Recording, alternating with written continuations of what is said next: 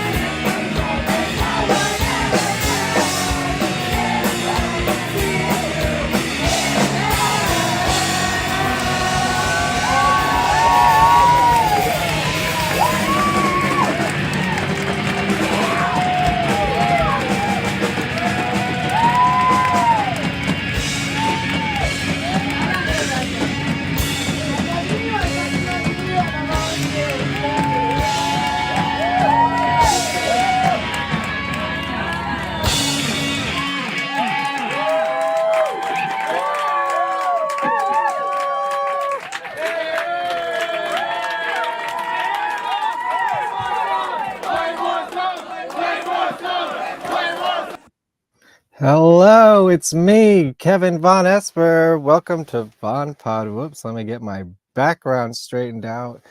What's going on, everybody? Tonight, Tsunami Bomb, as you just saw from one of their shows at one of those venues in Brooklyn, one of those punk rock Mexican restaurants. I believe it was called El Cortez at the time. If you listen closely and you're familiar, you might have heard that exact performance on your record player. I believe it's on here. We can fact check that later. Still standing. I believe you can still get this one. This is one of those episodes where I'm going to have to tell you a little personal story. This is going to be where I talk about myself through my guests. And so here's my little introduction to Tsunami Bomb. It was, oh God, was it the 90s? No, it must have been the early 2000s. And I was a senior in high school. So 2001, 2002, about. I think I just showed my age there if anyone wants to do the math on that. And I discovered a site called mp3.com.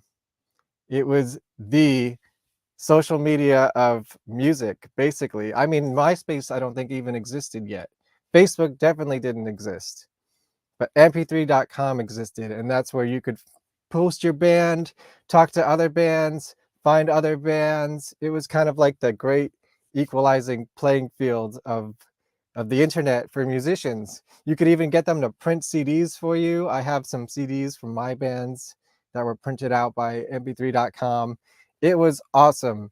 Anyways, somehow I discovered Tsunami Bomb.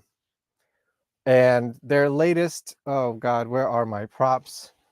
Their latest release at the time was The Invasion from Within. Oh, and I just dropped it all over the floor. See, we break shit here on VonPod. Hopefully I don't break any of my records, CDs, you know, whatever. I have a duplicate of that one on this one, but we'll talk about that later. Anyways, I would come home from high school every single day and boot up my computer, connect to the internet, and listen to Not Forever. That was my favorite song, and in fact was a huge influence on the song that is considered my hit called Blank. I wouldn't say ripped them off, but was highly influenced by the song structure, specifically where the verse turns into the chorus. I totally took that idea and ran with it and wrote one of the best songs I'm known for. And a song that was performed by my next band that I formed called Putty Root. Now here's a little story about Putty Root. Right as I must have made a mix CD to play in the car while I was driving to move to college. Like, my family was with me. They were going to help me move all my stuff into my first college dorm. And Tsunami Bomb was definitely on that CD, or it was definitely on that mix, whatever I was listening to on the ride over. And I was just like kind of fantasizing in my head. You know, when you just play out scenarios in your head, does anyone else do this? You know, just for no reason, it just pops in there and you're like, you're having a conversation with somebody in your head. Well, in my head, I was having a conversation with like the hottest girl on campus, and we are talking about Tsunami Bomb. Skip 2. I get to college probably the next day. I meet the coolest, hottest freshman on campus, and I ask her, oh no, I'm walking into a orientation event and she's walking out, and we end up skipping it because we bonded over being a fan of Tsunami Bomb. I manifested this in my head. We start a band, we play that song. 21, 22 years later, we are still collaborating on music. I'm hoping she's here tonight. I actually have a picture. This is a whole other story I'll tell in a little bit, but this is a really terrible quality picture, but I actually found the actual picture. This is us going to see Tsunami Bomb in, God, I don't know, 2002 or 3 at it was a place called The World at the time, I believe, and it's been many names since. So a venue in Times Square. It's been called the PlayStation Theater, the Best Buy Theater over the years, but at the time it was I think it was owned by the WWE or something like that.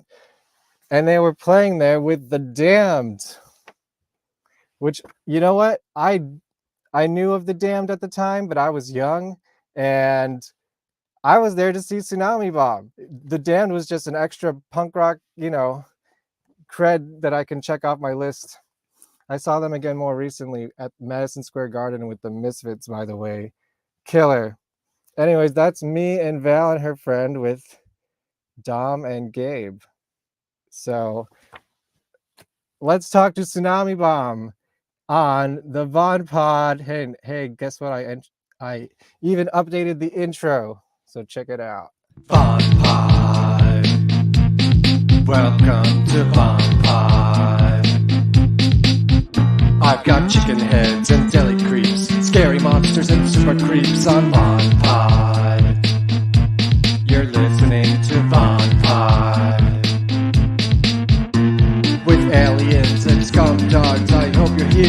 chat along to VonPod. You can watch and chat with us live. Like and share and subscribe. It's always a surprise. VonPod.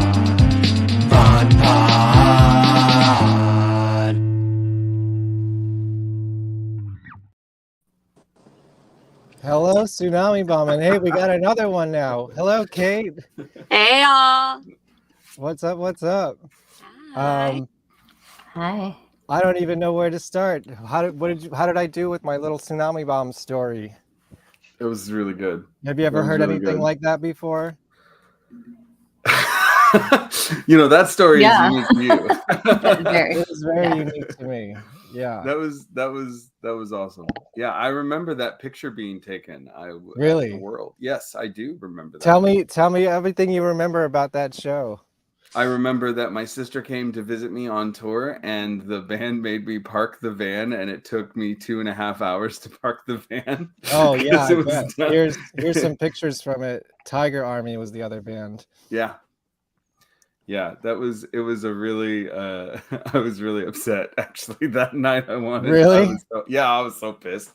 Yeah, because I was like, that was like the one night I had somebody, like my sister, coming to see me. I hadn't seen her because she lived on the East Coast, and they were like, nobody could deal with the van, and I had to, and I had to park. Like, it took me forever to find parking, and so then I got there, and like the show was already underway by the time I got back. The doors were open and everything, so it was just like, so yeah. So by the time you met me, I was in a much better over mood. it. Yeah. Okay, good. Playing the show put you in a better mood. Yeah. Look at this guy. Look at this guy right here. Yeah. Look at that. I still have that bass. Nice. Yeah. So I guess this is also directed towards, because you were the only one in the band at the time who's with us right now. But yeah, Gabe's not here. How did you end up on tour with the Damned, and what was that like? It was awesome. I mean, it was really exciting. I didn't expect to bond with Captain Sensible of all people, but he tackled me on stage, and then I basically thought he was really, I didn't know why he was attacking me because we hadn't really talked. And so we got in a fight on stage. So there I am fighting this like punk rock legend, older British man on stage. Was he like trying to prank you or what? I think he was, or he was just going to see what happens. But then I fought him, and then he started hugging me, and then he got up on my shoulders, and then we were like buddies after that. Like, we started drinking. He was actually a really cool guy. I don't know. I guess he was awkward, and that was how he wanted to introduce himself to me, but I didn't know him. So for a second, I thought I was like, that's weird. I thought I was going to have to knock him out. I was like, is that not how one says hello? Well, I was like, I'm gonna have to knock out Captain Sensible. This is not gonna go well on this tour. But it was cool. We had actually just played through the South with Avenged Sevenfold, and then we left that tour, drove 36 hours straight to Boston, and then hooked up with the Damned and Tiger Army. And so we were all pretty exhausted, but it was so New York must have been one of the first shows on that tour, right? It was pretty early on, yeah. Yeah. Wow, that's crazy. And the other part of my Tsunami Bomb story, because these two bands are sort of always connected in my mind because of this. But I remember me and Val, who I met through Tsunami Bomb, and I hope she's here in the chat tonight. The first week of school, one of the things that we did is we took the bus to town to go to Tower Records. We were at an audio school in Long Island, and where you guys are playing soon, close by Amityville. And I had to go to Tower Records because the new releases that week were the Tsunami Bomb album and Kamen Rider. Oh yeah. So I bought both of those records, and then I met Tsunami Bomb, and then look, in the same batch of photos, I have my photo with Jesse Michaels from that year too. So nice. Awesome. It's like forever cemented in my mind. Like the first Tsunami Bomb record and the second Kamen Rider record I bought on the same day, the first week of college. That's some good taste, right? Here's what I'll say. I don't remember much about the show at the World, except that I saw you and then we met you. and you said that we actually gave you our CD, and it had a cover of Lemonade on it. That we recorded in our dorm room on an 8-track with a drum machine because we didn't have a drummer. And you said, or someone said, that it was the first cover anyone had recorded of you, but it was the second, I think, that anyone had ever played of you. Probably. Yeah. I mean, I think I don't remember what the first cover we witnessed. I think it was only live, I heard. Yeah, somebody played a cover of us in front of us. I don't know who that was. I do remember somebody did it. Like we came to a show and they played our own song on a show with us, I think. I've done that for two bands before. Yeah. Sometimes it's well received and sometimes it is not. Because sometimes you play it better than them. It was just sort of like, oh, okay. I think I don't remember though the exact. Maybe Gabe would, but which is a bummer. He's got a better memory. But yeah, I remember that was the first time anyone handed us a recording of one of our songs, and we were really stoked. We were cool. We still are. Like if people cover our stuff and do it in a really they make it their own and make it interesting. I love it. I love seeing people. There's been some really great covers over the years. You know, most of the time now I see people playing along with stuff, and that's really cool. I don't know. We had that one that had all the like hip hop style autocorrect on it. Remember? Was it "Take the Reins"? Yeah, it was. They totally changed it around. It was like it was kind of a cover of our song, but they changed the lyrics and then added kind of a hip hop chorus. No, that was Lemonade, but then we did have. That's right. I think it was Trashy when we played the Cape House in New York. Yeah, I was there. Take the Reins. That's right. I was there. That's right. They played it before us. Yeah. But how did you feel about that? Because then Andy, you were new to the band and you had to play that. Spanish too. Yeah. Yeah. No, I thought it was really cool that they did that, and I thought they pulled it off really well. Yeah. Oh, they were great. Yeah. I remember. Yeah, that was cool. It's funny because I will totally call. We're not us that out. band. Yeah, we're not weird like that. We're competitive in a good way, but we're not like you're not by playing our song. That's not going to activate our now we might try to learn one of your songs really fast and do the same thing, and probably not do it as well. But we're not going to get mad. No, we're more like if somebody's like playing with us and they do a really good job, the text feed comes alive with people like, "You need to see this band. They're killing it," and we're all like. Paying attention. I've done that twice. Okay, taking notes. Yeah. What are the two times? One was the Venomous Pinks. Yeah. The Venomous Pinks in Arizona, right? Or New Mexico? Mm-hmm. Arizona. Arizona. That was Arizona. They are just like insane musicians, and they are so tight that listening to it sounds like a recording. And they opened for us, and I was they supported us, and I was texting the whole band like, I hope you guys fucking practiced because I can't believe we have to go back to these women.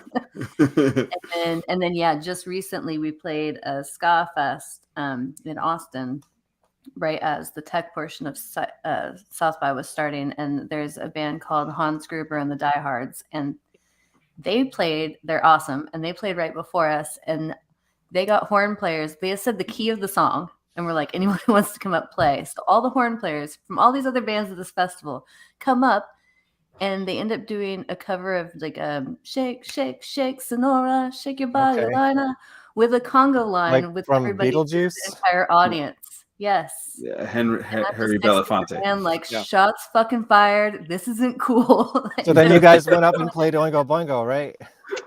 No, we didn't. That would have been funny. But we did get horn players to play Lullaby with us that night. So we got in the ska.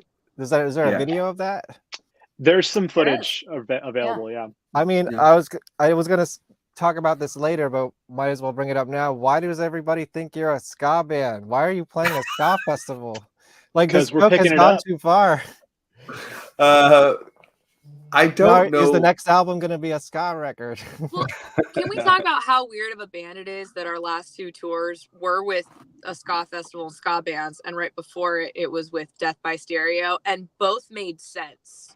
So if somebody can explain that Venn diagram to me, that'd be great. That's the best way to be. If your band is like so different that you don't fit in anywhere, so much that you fit in anywhere, That's Yeah. I think a This, good thing. this band isn't so much in a corner as it is like bouncing off walls and corners. So we That's how just I kind felt of like about end World up in wherever and Corner. it works. One of my favorite things that have been said about us was said about us by Jello Biafra when he said that he's like, Tsunami Bomb doesn't sound like anybody. You can't compare Tsunami Bomb to anything else but itself. You compare other bands' music to Tsunami Bomb style. You guys have just your own style. And I was like, that is a huge compliment coming from this person. So Yeah, totally. yeah, Like I think there are bands that I think, like, as a person who was like more of an observer for a long time, you know, like there are bands that I've been able to kind of detect that are definitely key influences, but now being a part of it, it's like, okay, well, those bands are definitely influences, but it doesn't really that it's much bigger than that. Like there's a ton of other like things that get put into this pot, you know, when it gets all What mixed do you up. think the influences of Tsunami Bomb are? Well, the ones that always stood out to me as being a couple of the big ones were like AFI, Green Day, Bouncing Souls. I thought That's had pretty like those were accurate. three that I thought had really big impacts on like the overall sound of the band, you know, early Yeah. on. But I mean, AFI was Oingo instrumental in Boingo your was, whole history. yeah. Yeah. Yeah, Yeah. it was. I think Oingo Boingo, Skank and Pickle. I think even to a limit, like there was a bit of, I was really like Oubliette introduced me to White Zombie, and I kind of fell in love with their whole aesthetic. And even though we didn't lean as heavy as them, like we did take, I felt like stylistically we did take a bit from there too. But like back when we started, like we were part of a scene where everybody was really trying hard to be unique. There wasn't like the concept That's of the way like punk should be. it wasn't, it didn't occur to us to like, we weren't chasing a sound really. Like there was never this conversation of like we want to be like, you know, it was like we were just sort of like, we were trying, everybody in our scene at the time was really trying hard to be unlike anybody else. And so, you know, I don't even know if we even talked about being a punk band at first. Like I don't even know if that was even No. Yeah, we that was definitely even the weren't at description. first. Yeah, we weren't even thinking that, and that kind of grew into that. But I think as the members changed and their influences, and as we kind of grew and got to know more people and learn how to write together, it changed a lot. Like Dom and I both definitely like a lot of like your big like pop music aesthetic like stuff, like as far as the writing style and everything. So he was kind of big into like the ska scene for a while and then did a couple other bands. I loved punk, but I also really loved new wave and industrial music and metal. So like we kind of brought elements of all of that. And then, you know, as other people joined, like Green Day influence came in for sure. And then, you know, as we toured with other bands and kind of did things, you take inspiration from everything around you. But it was weird because we weren't really trying to be different at all. We were just trying to figure out how to write songs together. Right. Yeah. Yeah. That's a good example. It wasn't like we planned to like, we're going to be crazy different from everything and we're going to be able to play with hardcore bands and ska bands. Like really the conversation was more about like, we just want to be a band that we would love. Does this sound good? Right. Yeah, does, you know, and the sound kind of developed as the people who came in, and it still has. Like, Yeah. I mean, you know, even I though know we're you're sitting still here talking adding about members. well, not well, not anymore. really anymore because it's so weird. But time is so We're done with weird, that. and now this is like the longest running version of Tsunami Bomb that there ever has been, and that's just like so trippy. That's like thinking, well, the Beatles did everything the Beatles did in 10 years. What? Right? You know, when you start a band, you know, you have this concept. Like as we continued in the conversations that we did have about what kind of band we wanted, I will say this about Oubliette and I think this, and even Gabe, I think we will back me up on this, is that I don't feel like this band, this is the version of the band that we always wanted. And I'm not just saying that, but when having the personalities in this band, I mean, being in a band is always a challenge. There's always a lot of personalities, a lot of people, but it wasn't And this is not anything on any of the amazing people who've come through this band. I'm being nice, and I'm not even saying anything shitty, but they were like, everybody who has had an impact on this band has been Good job, important. buddy. I know, it's a pretty good answer, right? But I really say the reason why this band has stayed this same lineup for longer than any other version and longer than any other, this is the longest this band has run consistently. It's because this is the band we wanted. And us all coming together, I think this is the closest to what we had always hoped. And it wasn't until Kate and Andy came into it, and brought what they brought. But I don't know if we would have gotten there without all of the people who came before. Sure, that makes sense. Sure. Ska thing is, but just real quick, the ska thing is weird. Yeah, the ska thing. I have to draw it. So the first time I encountered this was a co-worker at Alternative Tentacles who had been around, came up in the Gilman scene. His name's I'll even call him out, Jesse Luscious from the Criminals and Blatz. And he was just like, we had played shows and stuff, interacted. And he straight up looked at me and he's like, we're talking about a ska band. And he goes, well, with all of your ska background. And I was like, well, it wasn't that much. And he's like, well, Tsunami Bomb's like a classic ska band. And I was like, I beg your pardon? Like, what? And yeah, it was really weird. And I was like, no. And he goes, yes, you are. And I was like, no. I mean, and it was a weird Such a thing. strange perception.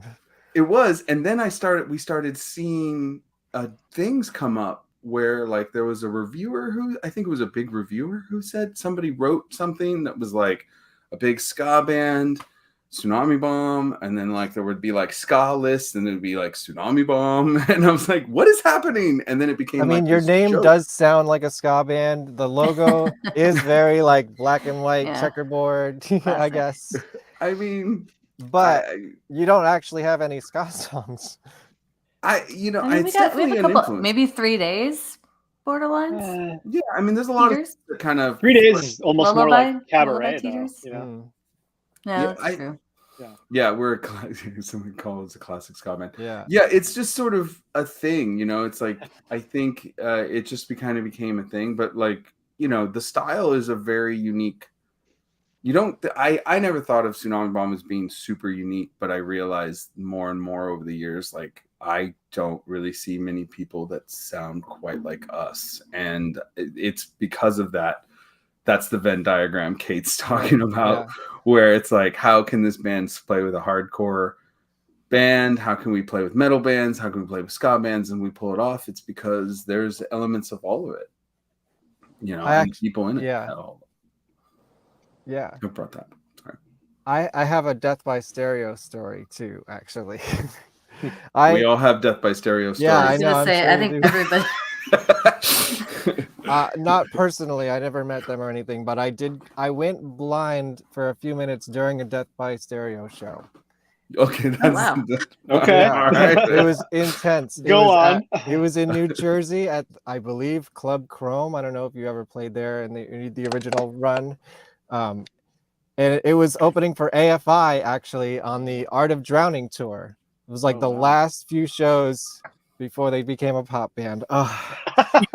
And it was awesome. It was awesome. And Death by Stereo opened. It was actually F- was the first band. So Brad Logan. We were talking about them recently. Fucking love them so much. Was awesome. Yeah. They were intense, and then Death by Stereo was intense, and it was so intense with the moshing and the crowd surfing that right after they stopped playing, I just couldn't see. It was basically in the state right before you faint, but for 5 minutes. Wow. And I was told we were right in the front because we wanted to be right in the front for through our dreaming, we are one, all that stuff. And I was I have to go back to the bar and get a water. I was 17, so I couldn't have a drink or anything. I apparently walked in a circle 3 times before getting to the bar, sat down. My friend screamed in my face my name several times before I clicked back and had a quick soda, and then I ran right up back to the front for AFI. It was really crazy. That's my Wow. Death by Stereo. And just story. like that, you were cured. Yeah. You had to reboot. I could tell Yeah. Ephraim this. I'll be like, dude, you made a guy reboot completely. He No, we're proud of not that. talking to them anymore. restarted. Everyone would And believe it. He'd be like, "Yeah, They I know." are no, he'd be no, stoked. They're, He'd be really happy. they are cut off. They're cut off. Why did we cut them off? They played a tiki bar last night, and I saw videos. Mike sent me a video, and they just weren't even sorry about it. And then they started posting pictures saying "tiki tiki" like we do, but we weren't there. No. Man, That's you're too still bad. The rule feuding? is You're not that if even you on tiki, tour you with have each to other have anymore. oubliette. Yeah, that's the Wow. rule. I'm upset. So let me throw this out to I'll everybody. get over it. And I think I know the answer for at least 3 of you, even though it would be at different times. But what was the first band you were ever in? Yeah, that's easy. So I'm just gonna pass that on to y'all. No, you gotta Vacated answer it. Tsunami Bomb, right? Yeah, it's Tsunami Bomb. For Yeah. Oubliette, it's Tsunami Bomb, right? No, No? Oh, do tell. no, I was in a band with Gabe. Really? That was kind of like gothy alternative. They were called Brazil, and then for some Oh. reason, our fucking dumbass singer changed the name to Space Baby. Yeah, that was I mean, weird. either name was Okay. bad. And actually, I was in a band that never played a show before that. That counts. What was that called? It's the worst band name ever that only a 13 and 14-year-old would think of. Yeah. Space Baby? As bad as that, we were Satan's daughters. Ooh. Awesome. I actually What thought was that that a cool like? And we band. wrote You did it for one the song. outfits. What was that song called? I don't remember, but it was Aw. like 3 chords and really doom metally sounding because Nice. that's all we Awesome. could pull out. And I played guitar and she played bass, and we had no drummer. Interesting. Mia Piazza was in Is that there any band with me. recordings of this band you had with Gabe? Yeah, there's like cassettes. Was there Really? CDs They at that time? did. There's probably CDs. I bet They you could did find it release online. stuff. Yeah, I would be surprised if it's not. Girl, don't leave me. The singer like doing this really bad 90s voice. I'm going to He's be not all gonna listen gothed to out this. this But Galen, weekend. if you are, sorry. Yeah? If you're watching. Yeah, I'm working at the Dark Force Fest, which is the Vampire Freaks convention. So Oh, fun. it's going to be, yeah. How about you, Andy? What's your first band ever? So the first band I was ever in was called the Manimals. Really? And I it know there was- was a band on this show called the Manimals. It's not an original Yeah. name, I know. Yeah, it's not like the most original name in the world. I mean, we were a band more on paper than anything. We did play one like party, Mhm. and it was terrible. I mean, like it was basically all covers. We had one original song, and it was called Photo Maniosis, and I have no idea how that name came about, but it was the guitarist that wrote it. Was it a punk band? Or- No, it was No. it was just this menagerie of like Pink Floyd and I don't know, Oh, weird boy. like hillbilly shoegaze is all I can really think of like to describe it. So what like- did you cover? Like Wish You Were Here? It was mostly like, yeah, Pink Floyd, and like we did a Primus song, we did a Smashing Okay. Pumpkins song. It was like Those stuff are from those like are the hard to 90s. play. Those are not Yeah. easy bands to play. Yeah, but like the first real band I was in though was called the Porn Cops, and that was Wow. yeah, that was No, more I like wanna a see the porn cops. yeah, Is the that- I Porn remember that one. Cops. The porn Yeah, the cops Porn and the Cops. Space Babies need to tour together. Yeah, Yeah. yeah. The Porn Cops was like this hybrid of funk, ska, punk, hardcore, just blended in together. Sounds very late 90s. Yeah, we had no idea what we were doing, and it was a lot of fun, but it was Sure. in hindsight terrible. You know. Dom, was Tsunami Bomb for you or no? No. Oh no. I had some doozies before that. My first band was called Generation Y. It was a ska punk band, and I thought I was really clever because I had never heard of a ska punk band, and I was like, Oh yeah. I think at the time I was like, okay, I want to do a band that has ska verses and punk rock choruses, and I think it'll be awesome. And then somebody was like, oh yeah, like Operation Ivy, and I was like, who? Yeah. I hadn't heard Operation Ivy when I thought of the band, but yeah, it was. That's an interesting concept. Like, did you write a bunch of songs like that before you heard them and then compare? Yeah. And how did you compare? I was already writing songs before I knew that there had ever been a band called Operation Ivy. The first band I was in, we were very naive. Like, we were not connected to anything, and we only had an idea of like our local scene, really. And like I remember we covered a bunch of, like, a friend brought over a bunch of local bands, 7 inches and like cassettes, and like I didn't even know which bands were local or not. She just brought over a bunch of music. We found a song we really liked, so we covered it. And then when we played our first show, we played on this Santa Rosa festival with all these punk bands, and it was really cool. And then we found out that the promoter was their old band that we had covered. So and everybody was like, got really happy when we covered this song because they couldn't believe anybody would cover one of these. But yeah, so my first band happy? was, yeah, she was very happy. She was really happy with us. But yeah, Generation Y was my first, and then so you were like the sequel to the Billy Idol band or something. I just thought it was like everybody was talking about Generation X all the time, so we thought we were clever, and we're just like, oh, we'll be Generation Y. And yeah, we actually did pretty well. It was like we got to be local headliners and stuff. We did a bunch. We drew a lot of people for a while, and then it just fell apart. And yeah, I did a bunch of bands on the way. They are each in their own very interesting story, and including one ridiculous one. That's why Oubliette is laughing. But yeah, Oubliette, you got a story for us? Hey, Nod is ridiculous too. Hey, Nod it was dumb. Yeah, Nod was ridiculous. I was in a couple of ridiculous bands leading up to this. He was in a band called Headboard, and they started getting pretty big, and they were rap rock. Mm-hmm. I have and a you slide should look for them that. up. Yeah, I didn't know that was going to happen, but it did. I was just helping out some friends when they're specifically Everybody Wants Something. It's a banger. Yeah, there's some good songs. It drew a lot of people, and we almost got signed to a major, which was really ridiculous. But yeah, I was in a that's those. There you go. There so you actually put out a few like records. Yes, we did. Yeah. And Lemonade were you ahead of the curve? Oh, really? Mm-hmm. That's new. Kind of.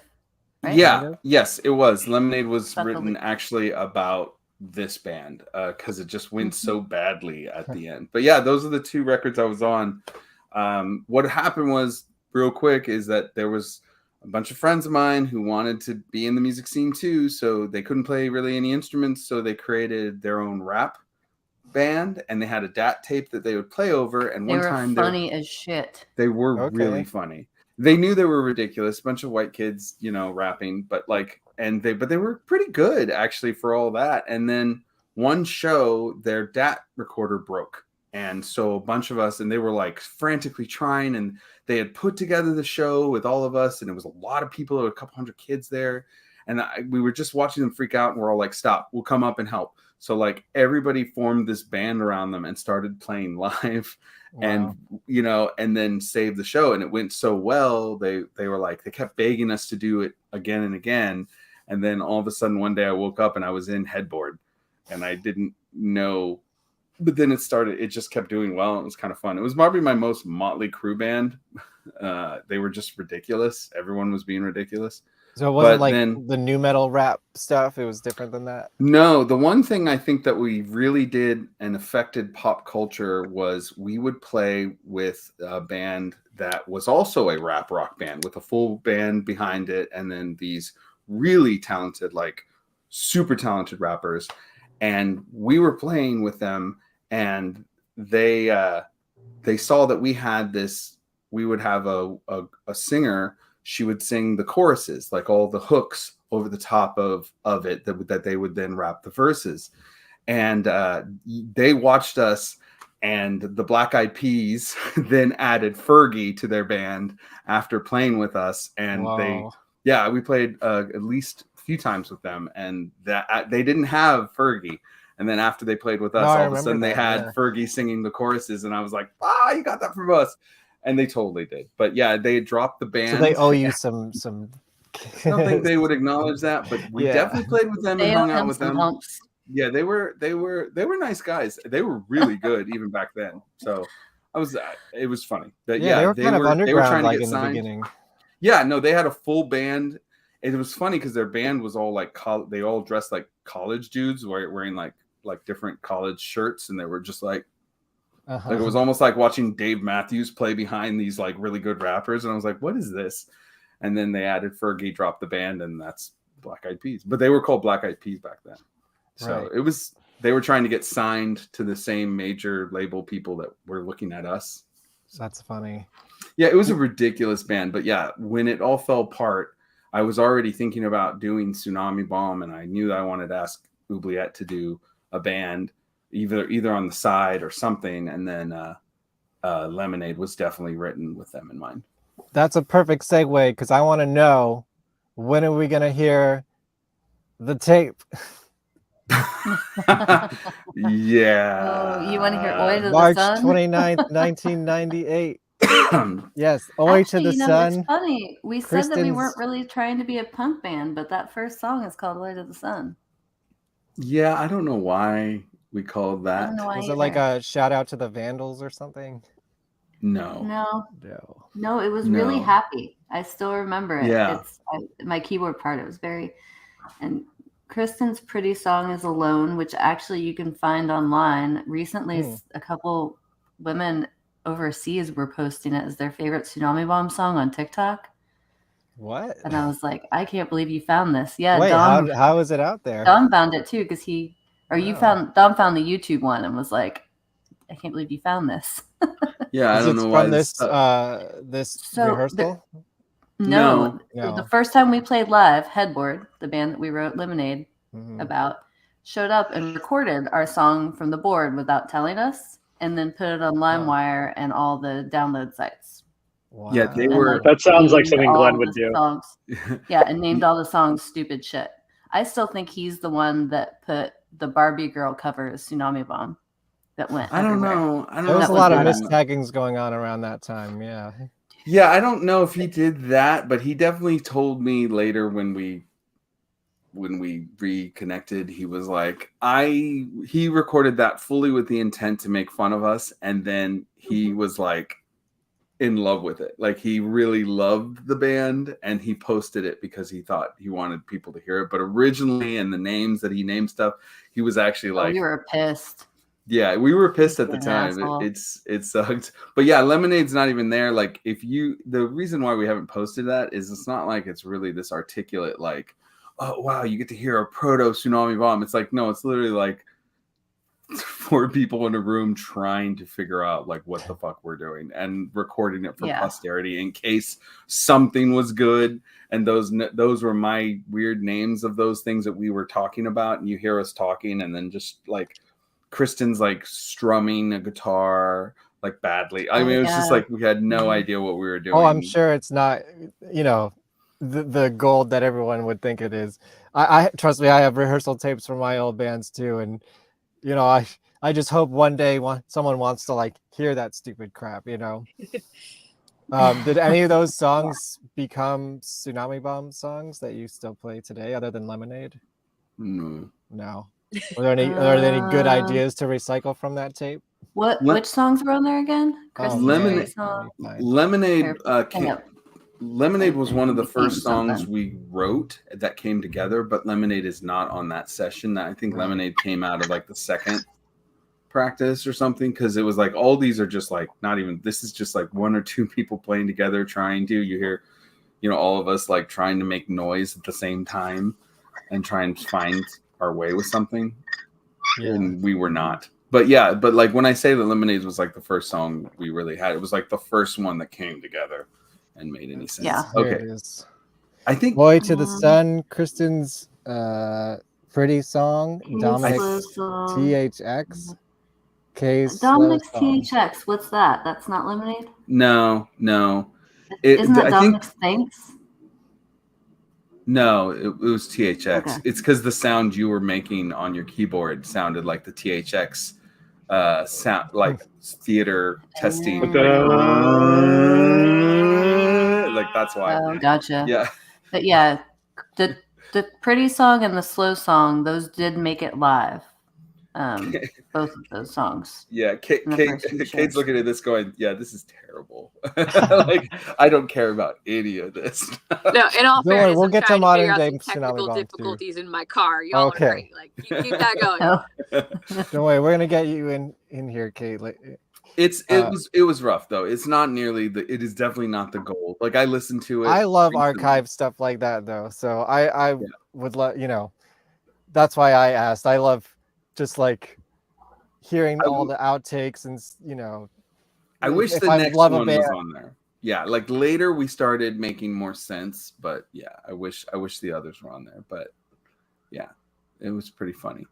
But yeah, Lemonade was the whole point of Lemonade was to create a song that would be easy for people to learn. So, because we had a revolving door, it was like Logan it Whitehurst was Blur's playing song drums. too. Huh? It was Blur's song too. Yeah, exactly. That was one of the ones we talked about when we wrote Lemonade, or when you were Mhm. writing it. It was that and Here in Your Bedroom. It's always the same. Those two songs were the ones we were talking about at the time. Like something bouncy and just easy to get. And because like the guitarists, we didn't have a guitarist, we didn't have a drummer. We were begging, borrowing, and stealing whoever would help us. Right. Gabe was a temp at first, right? Yeah, he was just coming in to help Yeah. us out. And he played the first two shows and then was like, I'm not in this band. And then at the time 30-something years later, right? Well, yeah, it was funny. It was a big deal Almost. when we did get him back. And that we actually had another drummer who joined first, Robert Reed, who played with us for like kind of, I think about a year or close to it. And he had actually played with Ugly Kid Joe. Yeah. Oh, He would come in on our about you. He would come He into came our in with shows. like double bass pedals. This huge rack and like just metal, and he was like loud and just like he was a great drummer though, like no joke. He was a fantastic drummer. He's like a fireman now or something like that. Yeah, he's a fireman EMT, and I still talk to him. He drums. He plays in a band. Yeah. Yeah. And he also teaches children with learning disabilities music. Nice. Yeah, he's a really great guy, but he was like this huge dude and just like super intense and like a big kid, super excited, and just like his nickname was Bam Bam, and like I mean that says a lot. And I mean, if he's listening, nothing but love for him. I think he's great. He is a wonderful human being. Oh, Rob's like, amazing. But our first practice, he rolled in and like double bassed on Lemonade, and we're like, "What the fuck is going on here?" I know, it was just like, what is happening? He was like. He was way more. He was the show, like he came in and he was like stick twirling, the whole, and I mean, I'm like, and I was like the scene where the rest of us are all just on the other side of the room going, "What have we done?" But he's incredible. He was an incredible drummer, and then when he left, that's when we literally begged Gabe to join, and he was like, I remember when he said yes, everybody was like, yes, it was like a huge win to get him back, and I think he was surprised that we were like that excited to have him. And we got in trouble from Space Baby. Yeah, they were upset because Dawn was in Space Baby for 2 minutes, like 3 practices in one show. Yeah. And then did you break them up? And then I went. They had added Oubliette to their band, and then they brought me in as a bass player, and I was like, okay, I'll try it and see what it's like. And it just wasn't for me, and the way the dynamic of the band was kind of very much around this couple who I'm still friends with. Only one person wrote the music. Yeah. Like I mean, I'm still friends with them. And he'd be like, here's your keyboard sound, here's what you're playing. Right. Yeah. And it just wasn't, it wasn't what I wanted to do next. I didn't want to just do I had too many ideas. She had too many ideas. So that's really why. It wasn't even personal, but they were not happy when the 3 people that were in their band suddenly went and were in this other band that were playing shows. But there was a great story though, where we're from has like a Thursday night market or Tuesday night market or whatever. What was the one in Santa Rosa? Thursday night? Wednesday night Oh market. no, Wednesday night market. Everybody hung out there, and bands would play, and Dom and I are like, "Oh, Space Baby's playing." And this is when Gabe was still in the band, but him and I had left. But we were like, we're still friends with him, whatever. And it's like this tiny room, and you had to walk through these beads to get in, and we're kind of walking in. Oh, and I'm like, weird, that's a new song. I haven't heard this song yet. And Tom's like, me either. This is like a week after we left. And the chorus was about being fucked by the riverside, but not like, sex, but like bad stuff. And our practice space was on the river, and we start listening to the lyrics, and we're like, oh, yeah, we're not going in. This is definitely about us. This is about us. And Dom starts laughing and looks at me. He's like, I think this is about us. And we just sit there in the doorway, and there's like a foyer, so they can't see us. And we're like listening to the next verse, and we look at each other. We're like, yeah, we need to go. Let's get out of here. Oh no. Not happy with us. Yeah, it was rough. It was really. And you're like, we can write a song about a band too, Lemonade. Oh no, this band is the definitely good at passive aggressive songs about members of this band and situations and other bands. And other bands. Yeah, it's not. So definitely pot calling the kettle black here. We don't have any high. Sometimes we just write lyrics about hating ourselves. It's weird. That's happened. There's literally passages even on these last recordings where I'm like, yeah, I know what that's about. Okay, yeah, still feel bad about that. So man. Let me see. This is in reference to people covering songs. Who would do that? So this is another story. This is my brother Keith, and that cover that my band did of Lemonade. We're still trying to revive that band, and we actually, I think you heard a demo of this, but we did re-record all of our old material. Hasn't been released yet for the 99% of it. Amongst that was Lemonade. And when I record music, I usually have a big batch of songs, and then I send them to my frequent collaborators, such as my brother, and say, here, put whatever you want on top of this, if you want to. And he came back with some crazy guitar parts over Lemonade. And then I was like, well, that's interesting. This is a cover, right?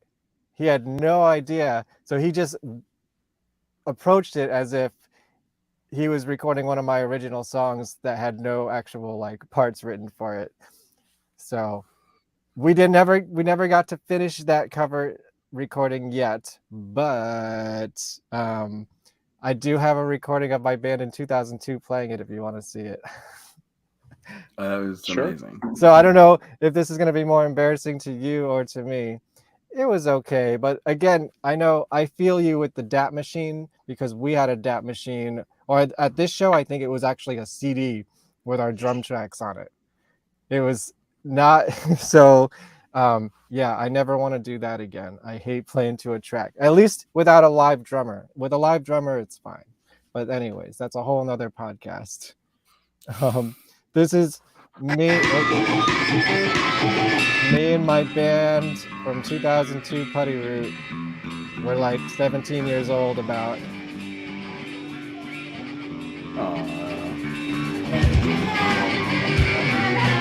Don't worry, we find the beat in a minute.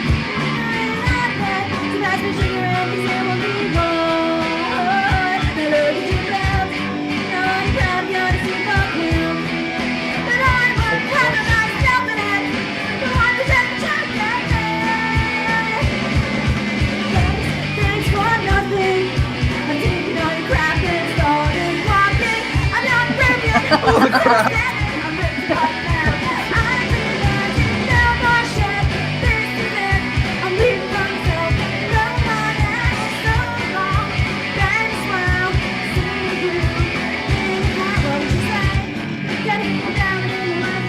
Nice.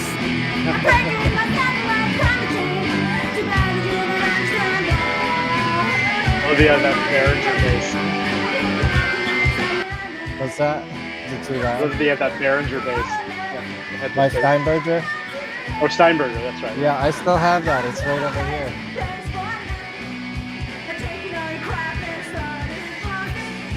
I love the crap. Oh yeah, I think it was like a kids show maybe. I don't know. That is cool. I love this.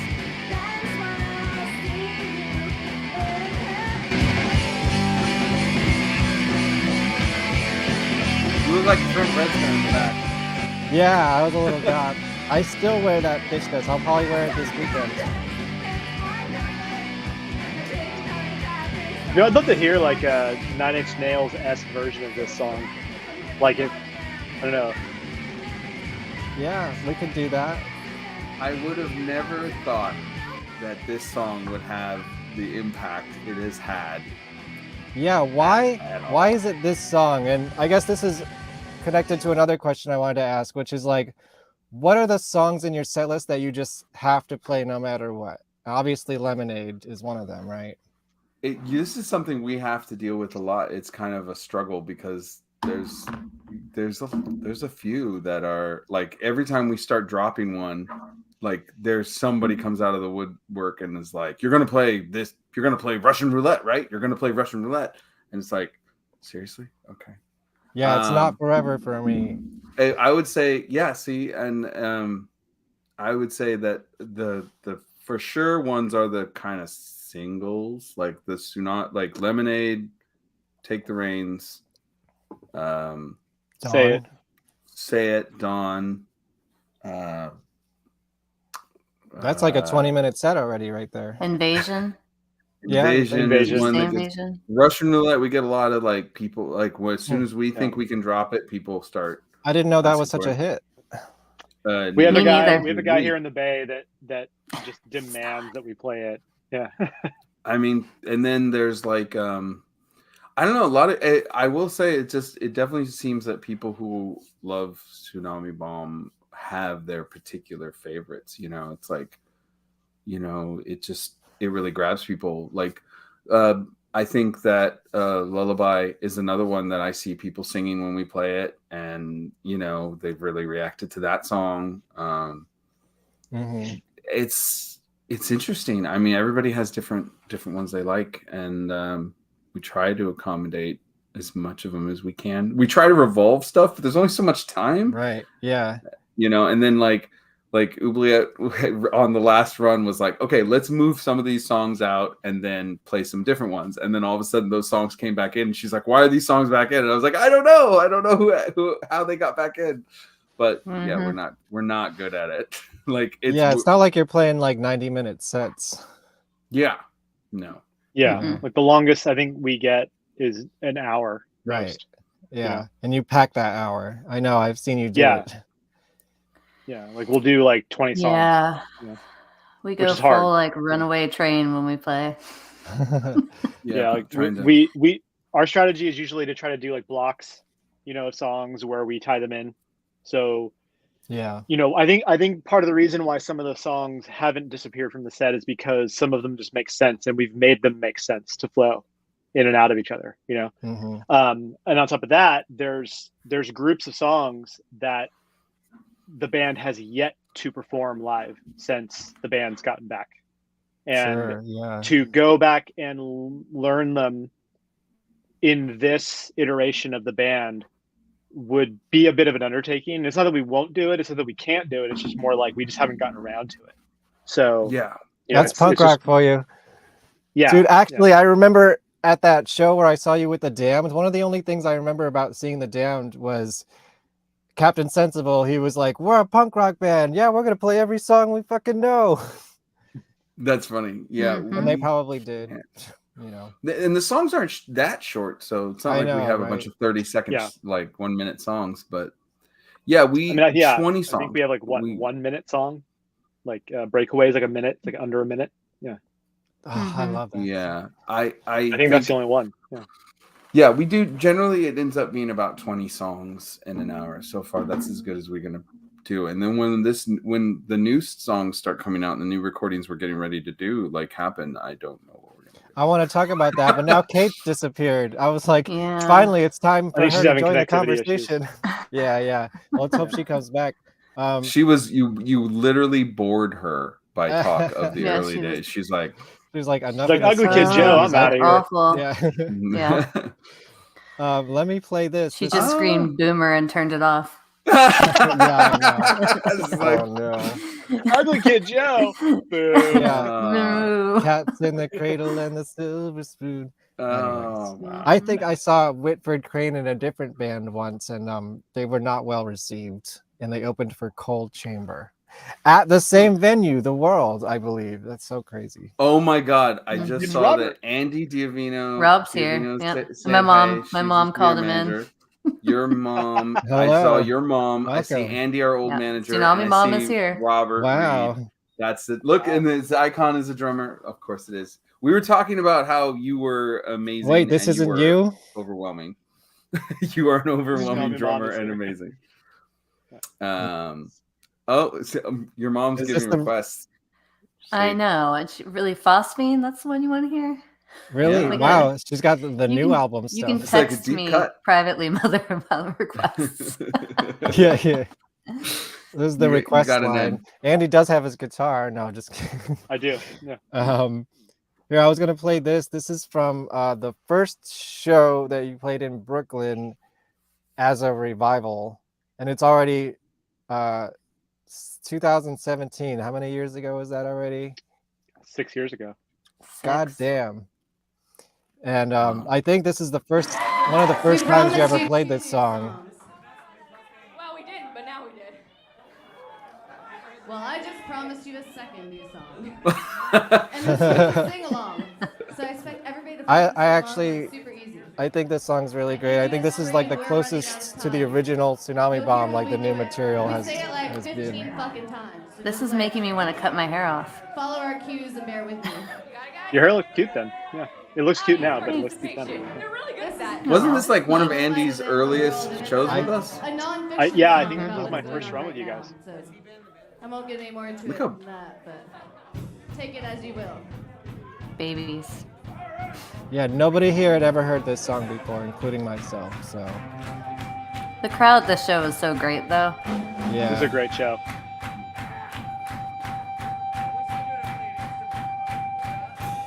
Whitford Crane was in Life of Agony. I've seen Life of Agony before. Gabe always beats himself up over that because he was like, not on the beat that I started. It shifts right there. It's fine.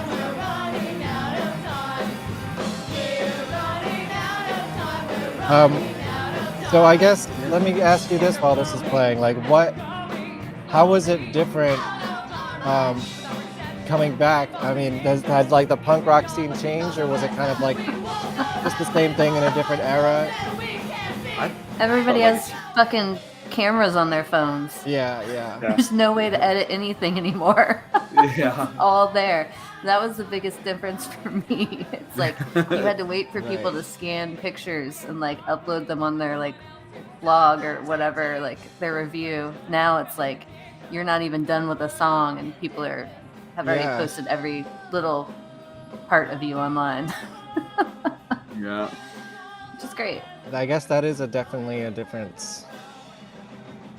What Oh, about yeah. for you, Well, especially Dom? since like I wasn't there for the transition, so it was Right. a big difference. I think that one of the biggest changes that I found is it really threw me off, like how, in some ways, I don't know if I have the right word. Like, I was surprised to find how many, like, when we played, we were playing with, like we kind of joked about earlier, we were playing with everybody.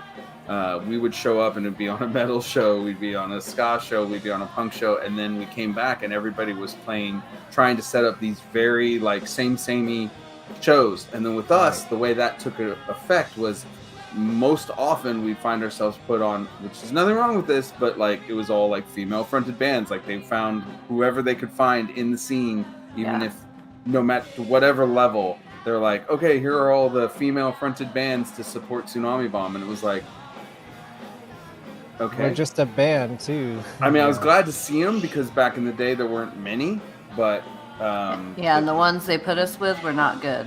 That's a big difference for me. Makes Back in me the look day, better, if I there, guess. well, back in the day, if there were females that could even touch an instrument, we would get booked with them in these small towns, and they would open, and it was just like it was insulting almost because some of them could barely even play, and they were just on the show because there were females. Now we get booked with other bands with females, but they're actually really talented musicians and great. Yeah, I'm psyched for the Dolly Rots tour. Yeah, that's gonna be awesome. It'll be Another fun. thing, I've seen them before with Go Betty Go. Mm-hmm. Oh, nice. Also, Yeah. Another thing I noticed is like, so when we first came back and started playing shows, we would get to a venue, wherever, and there would be, oh my God, there would be nobody there, and all these bands would open, and I'm just walking around the venue and nobody's there, and I'm like, oh my God, and there'd be a moment where I'm like, okay, I don't want to freak out. It's fine. Everything's fine. And then I would think, oh my God, nobody wants to see this. This is not going to work. This is not working. And then we go on and it would be sold out crazy. And I was like, what is, and it kept happening. And I'd continually have these heart attacks. And I was like, what is happening? And then I found out that I didn't realize people were doing this. The promoters would list the times of the show. So people would so fucking awful show up right before us, and I'm like, I understand that people want to know that. Like, of course, I get it. There's been definitely times now that I'm like, just tell me when the band I want to see is. I'll be there. But But as I get older, 5-6 band shows are a little too much for me these days. Right, and I understand that. Yeah, 3 bands is optimal. That's ideal. That's it. It's perfect. But I literally sat one promoter down after like my 100th heart attack and actually figuring out what's going on. And I was like, well, wait a second. If the whole purpose of putting locals on a show with a touring band like us and bringing the crowd is to expose those local bands to those people so that they can then actually start have a chance of pulling some of those in, and you develop your own local headliners.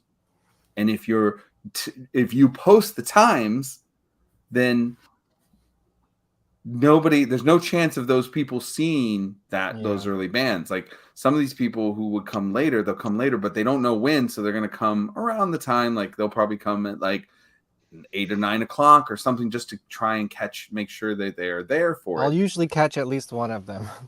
Yeah, but also how many hours, like the 4 of us who are here, how many hours have we put in at shows? I'm not talking about necessarily us, but it's like, but at the same time, if I'm putting on a show, I was just surprised that there were certain lessons that I feel like that people aren't holding on to. Like it felt like there were lessons that I had learned and other promoters had learned in the years past putting on shows that I thought were very obvious. And then it seemed like they hadn't. I came back and people were making the same mistakes again. And so like these local bands weren't playing to anyone. I was having a heart attack because I thought the show was going to be a bust. And yeah, it's a bigger bullshit if they paid to play, which hopefully, as far as I'm aware, that hasn't happened on any of our shows. I would be very upset if it did. We're pretty strict about stuff like that. But yes, if that's happening on a show and they paid to play and they're playing to no one, I'm like, ugh. Yeah. And then some of the bands I see open for you end up on Andy's record label, huh? Yeah, that's how we jump you in. Did you find those bands on tour, or did you know them beforehand? Like, particularly, I'm thinking of Fat Heaven, right? Yeah, so my first exposure to Fat Heaven was them opening for us. So I was probably there. I really liked them. Yeah. Yeah. Mm-hmm. Yeah, they were great. That's cool. So that and they're so that was super my cool first people. impression. Yeah. So and then we've played with them since then, and like in between then, like we just connected separately out of that, and we talked about we had been talking about possibly doing a record with Sell the Heart for a while, but then it took a while, but then eventually they had some new material to record. And can you explain to everybody what Sell the Heart Records is? Yeah, so Sell the Heart Records is my record label that I run out of my room here. Are you going to put out the next Tsunami Bomb record, or is Tsunami Bomb a little too big for it? Or there's some ideas, there's some rumblings. There's some things happening, but I can't really divulge that yet. Yeah, but that's fair.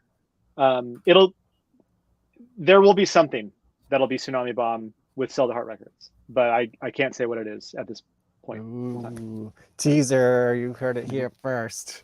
Mm-hmm. Bum, bum, bum. So yeah, I do want to talk about the band now. Definitely, it's actually been, I feel like I'm still calling it the new record, but it's like not even that new anymore. So, and I know I listened to, I don't want to go over all the same shit that you talked about already, but I heard Dom's interview on Jello's podcast.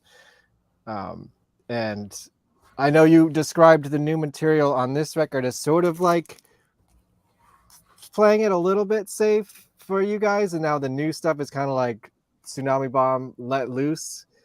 What is that gonna be like? And can you ska record. Elaborate? Yeah, it's a ska record. Wait, I thought it was an industrial record.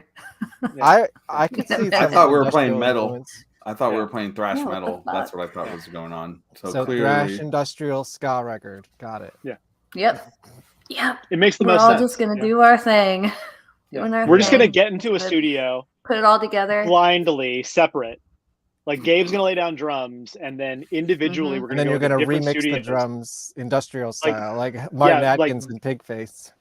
Yeah, Gabe's gonna do the drums, and then individually we're gonna go into separate studios and lay down our parts, and then someone's gonna mix them together, and then that's what you're getting. there's a part of That'd me be now awesome. that wants to do that. Like we'll just challenge the thing. Have Gabe lay down a part, and then we all Ooh, just like build a studio song in the roulette? studio.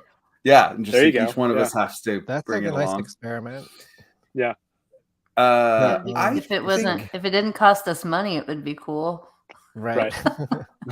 yeah, right. Well, If there was yeah. a studio out there who would like to do this for free, I think gladly, that or- That's the kind of budget, the punk rock budget we're looking for. I think if I had to say, I would definitely say that this record is, we're not holding ourselves accountable to anything. Like we're trying to write the best set of songs we can write and trying to make it sound like I don't know, my personal goal would be if we if we played the entire album and it was a set, it's a solid badass set of songs that work live and could be played by themselves completely, totally, as if it's its own thing that exists. And we didn't play anything else. We just played this. This was our set. Like that's how I'm hoping it'll be. That's Mhm. what Is it we're all imagining, written? but don't expect that, people. Just Yeah. be happy Yeah. if it happens. Yeah. I don't think every anybody band wants that. tries to do that. I don't know if we'll be the one who don't actually know. does it or not.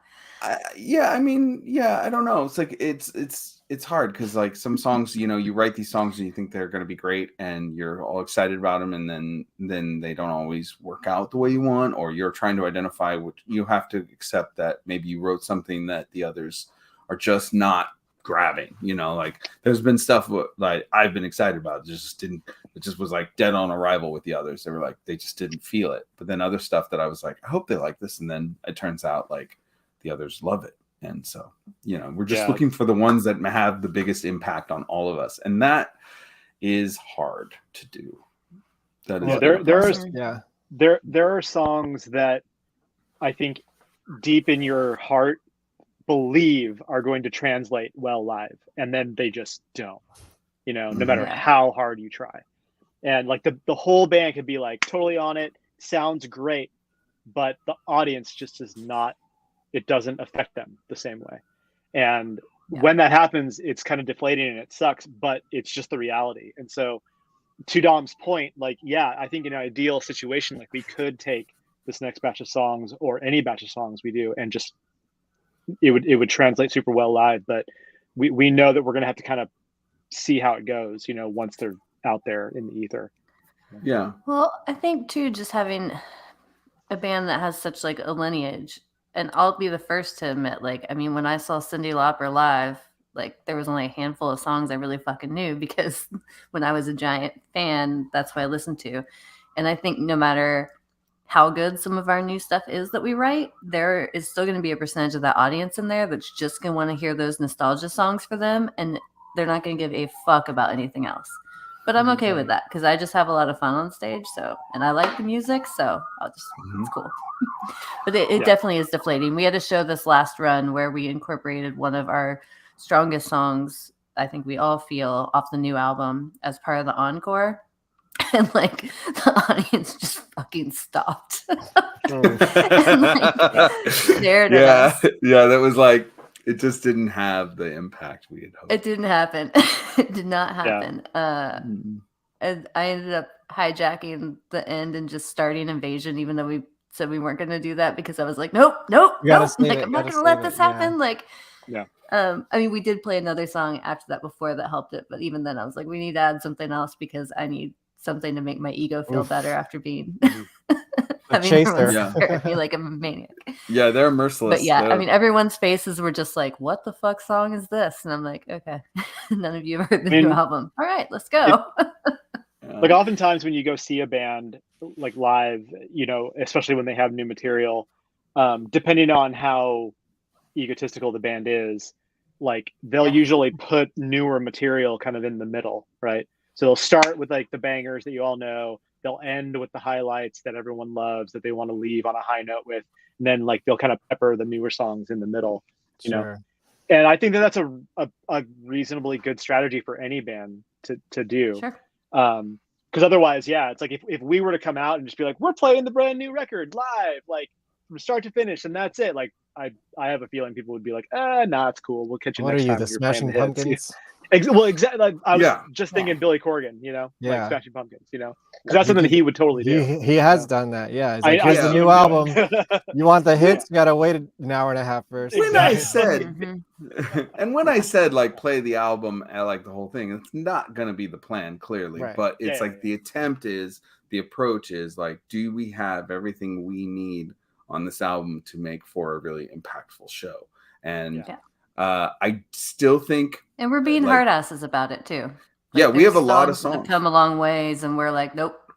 Yeah, I still feel like there's songs that like one of the holdups are, and like I'm just like, for me personally, I'm just like turning my attention back to writing in Tsunami Bombs, taking a minute with other things in my life and everything. But now I'm like, okay, do we have everything we need for this new album? And I'm like, absolutely not. There's needs I more know horns. It needs way more trombone. What's funny though is like what we have for this new album are usually the songs that the type of songs we wouldn't. Like, I think the type of songs we struggled on the last albums that didn't really come to fruition, and we have like at least two really, really like emotional, break your fucking heart, don't want to take another breath songs. And they're both so fucking good. And usually those are the ones, I think, at least for me in the last album, the two that kind of went that way, we struggled with like really having them kind of reach where we wanted. And it's funny because this album, like we have those, and now it's like, okay, let's be spooky, fun, sing along. Let's come up with some catchy stuff. Because we don't want everyone to kill themselves while they listen to our album. You know whose perspective I would like to hear about this? Hello, welcome. Hey! We're talking about clever doing this from my car. I was Well, welcome back. We are talking about new material. What perspective do you have on the new material?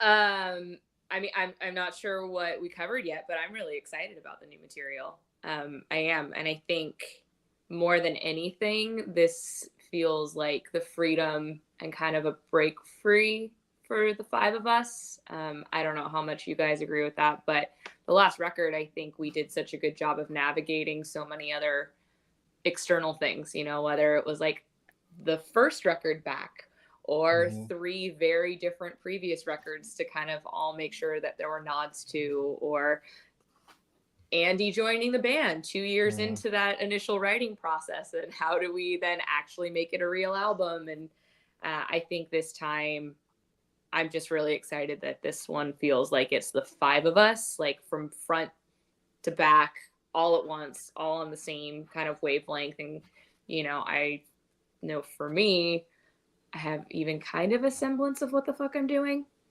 Like, you're the longest running singer of the band now. The studio where the actual recording we have of Lullaby. That's true. She is. She is the longest. Take. Yeah. So, you are the longest running lead singer in Tsunami Bomb's history at this point. And a lot of people don't realize that, which is funny to me. Andy has, yeah. No, yeah, and I mean, like you guys were saying earlier, like the collection of us. So yeah, no, I'm really excited about that. And like I kind of popped on when Oobs, you were talking about the Break Your Heart songs we have. Like I think we all just as a group of people have gotten so much better at bringing out the best in each other and challenging each other in the right ways to like really make these songs what we want them to be. Yeah. And instead of just like a good idea to like really, really pull it out into fruition. So yes, that's taking longer and it's frustrating at times for all 5 of us to get there, but I think it's really going to be worth it. And the fact that we're kind of trying to be sticklers for how we want to go about it. You know, I kind of mentioned the last one was so many different studios over such a long period of time. Like I will be in the same room with Oubliette when I record. Like that's a non-negotiable, and everybody's super on the same page, right? Like we want all 5 of us together, but the on very which least, coast? Like, we will be in New York. That is where like, we have a studio here that has someone that just really got us immediately, gets us. and it was so weird. Is it Chris? Hearing it for the first time? It's Chris. Yeah. It's Okay, Chris. it's time to promote my shows coming up because there's relevance to this. And you'll see why. This is a little break. We'll give a little break. My next show hopefully will be in between this one and the next one I'm going to show you because I need to make this joke work. This is episode 38 right now, and episode 420 is going to be with Titties the Clown from Green Jello, a band that I am in sometimes. And then you like industrial music, I hear? Jane Jensen is back. Do you know Jane Jensen? She is the lead actress from Romeo and Juliet. Oh, yeah. I do. And she also has like industrial projects and stuff like that. Nice. They will be back promoting their new video. Okay. Do you know, Oubliette, do you know Joey Eppard? I don't think so. So actually, Chris Bittner used to be in this band 3, and he was very instrumental in recording them and bringing them. That they've been a band for like 40 years. I don't know. They played Woodstock '94. Let's say that. He's sort of a local legend in your area, like the Woodstock sort of Bearsville area. Mm-hmm. So definitely check it out. He's kind of like a local legend, and his brother is the drummer for Coheed and Cambria. Really? Oh, okay. Yes. And he was in this band with his brother when he was like 14 years old, before Coheed and Cambria, which are my local heroes here in Rockland County. They came from where I grew up playing.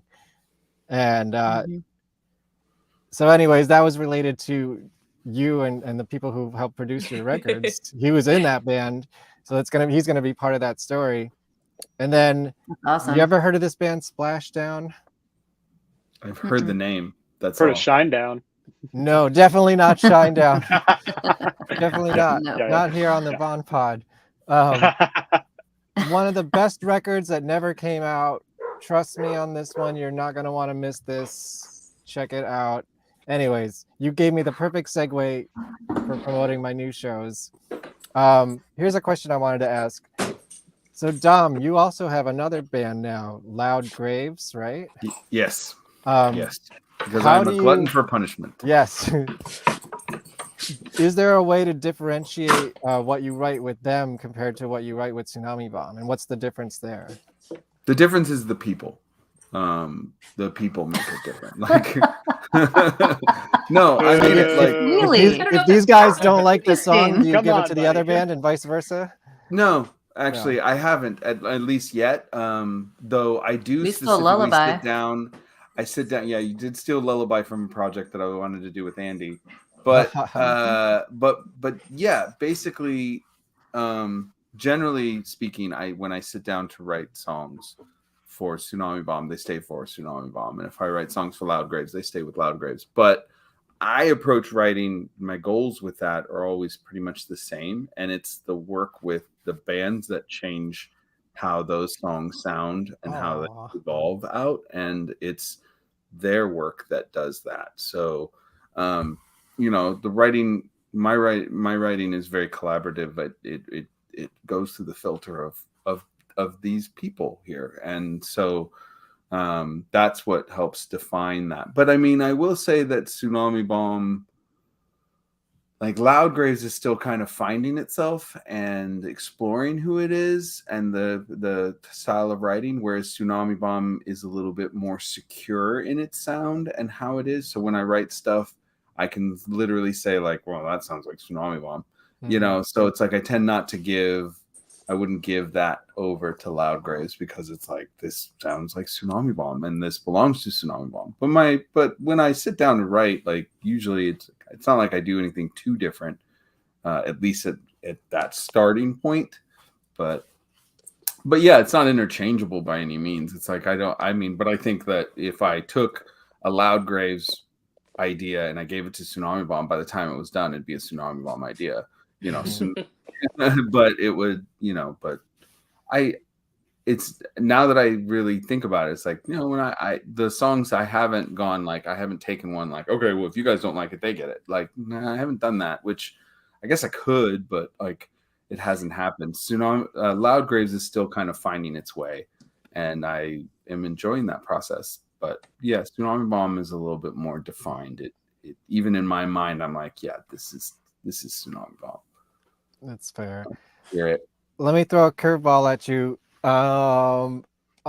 Somewhat unrelated to Tsunami Bomb, but I know at least a group of you, hopefully all of you, enjoy horror movies. Yeah. And I know Dom and Oubliette have a podcast about that sometimes, right? Monster Candy podcast. Are you still doing that? Yes. So I haven't listened to the latest bunch because I hadn't seen the movies and I didn't want to spoil them. Oh yeah, we spoiled the shit out of them. Yeah, right. So Dom invited me to join a little over a year ago, I think, maybe more, when Shotzi Blackheart, who's now a wrestler with WWE, left the podcast to wrestle. And then Dom left the podcast. Whoa. Well, to be fair, I had a stroke. Excuses. Right. You left before the stroke. I was getting busy and slammed you left and because super of the record stressed. label. And I was super stressed, and then I had a stroke, and then that's why your timeline is off. It's not really. The stroke kind of makes his timeline a little wonky. So way before the stroke, he quit the podcast because he was stressed out, which is fine. It was. So Screaming E from the Memphis Murder Man and I am the only two hosts for every single episode. But Dom came on the last one and did the stuff, which was filmed here. And it was a lot of fun. And I've been working my magic, and Dom has agreed to come back more often. So he's going to be on it like once a month now. Yeah. At least. Yeah. Once a month? How often do you do it? Every week? So we've been doing it every week this year now. Wow. And we've actually been doing good at it. Charlie Price, who is our tour manager, comes on all the time.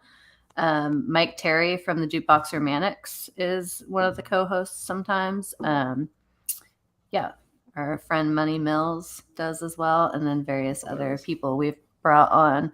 And Charlie is hilarious. We made him watch Salo, 120 Days of Sodom. That's been a while for that one. Yeah. That's intense. I know. I watched it for the second time ever to do that podcast, and I was in Brooklyn actually for a brewery's anniversary, and Charlie texts me and is like, "Oh my God, this movie is awful." And I'm like, "What part are you at?" And he's like, "I don't know. There's like a prostitute talking to the kids." And I'm like, "Oh, you are not. You're like 10 minutes into the fucking movie." I was like, "Hang on tight. Don't need anything gross."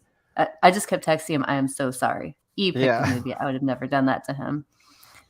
But anyways, yeah, it's fun, and we like horror. I was gonna ask, have you guys seen any good horror movies lately? Have you been catching up? Did you watch Scream? I haven't watched Scream yet. No spoilers then. No, but I we're gonna do that one in 2 weeks. Scream. I will say, if anybody has seen Barbarian yet. I saw it. Yeah. Okay. Yeah. So here's That's the okay. thing with Barbarian. Love it, hate it, or otherwise. But I swear, when we were in Texas, we were in the Barbarian house. And you all think I'm crazy and all rolled your eyes. But it's like 4 a.m. in the middle of nowhere, Texas. And it is straight up that Airbnb with just like a record player and a Johnny Cash record. Yep. And a creepy ass house. So I don't just saying. Mhm. That was a pretty crazy movie. Yeah, it was fun. The only Last horror Conjuring. movie I haven't that seen I've any of really those. loved. Insidious. Insidious. The Last Key. That's okay. The one that I loved. The last one was The Dark and the Wicked. I don't know which that one. lost. I love that movie. Yeah, it's weird, and even E loved it, and it's very rare that we all are floored. But most of the actors in it were theater actors and had worked together before, so the quality is very high. The production value is really high, and it kind of flopped because it was supposed to be in all these festivals, and then COVID happened. And by the time they started back up, they just didn't submit it. But hands down, if anyone listening wants to watch a horror movie that is so well acted, I've heard people call it a slow burn. I don't think it's a slow burn. Every 10 minutes something is happening, but it is like deeply scary. The Dark What's and the it called Wicked. again? The I haven't Dark been and the like Wicked. I just pulled it Dark up. and the Who's in Wicked. it? It's Anyone just about notable? no one you've seen, and it's just about kind of this brother and sister that go back to their family's farm because their parent is about to die. And it's just a story about family and loss. I mean, if you wanted to get deep, the story could just all be kind of parallels about life and not supernatural. But I took it for what it should be as a supernatural movie. But it is good. It's really good. And if you don't like it, I'm sorry, but everybody should see it. Even if you don't like horror, you should see it. It's a great movie. Nice. Do you have any favorite B horror movies from like the 80s? Oh God.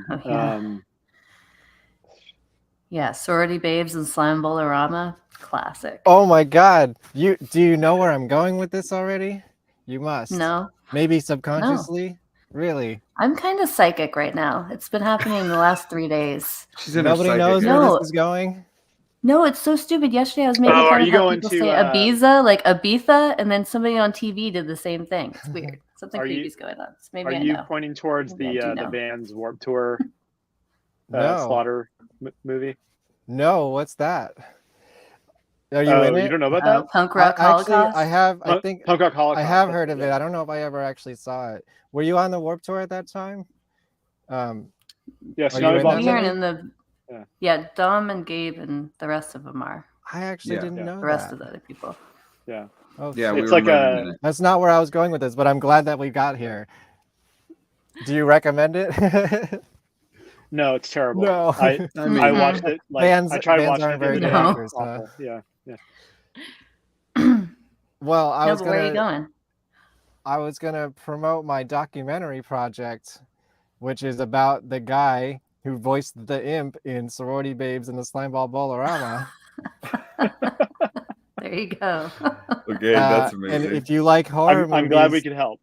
yeah, Yes. I thought this would be because I don't have sponsors on this show yet, so I have to sponsor myself and promote myself, you guys. And I thought Fair. you and your audience might enjoy what I'm doing with this. So I would like to play the trailer for the documentary I'm working on and see what you guys think about it. Yeah. Discussion about the importance of danger, chaos, the possibility of something happening that really wasn't on the schedule. Mr. Dookie Fly Swatter and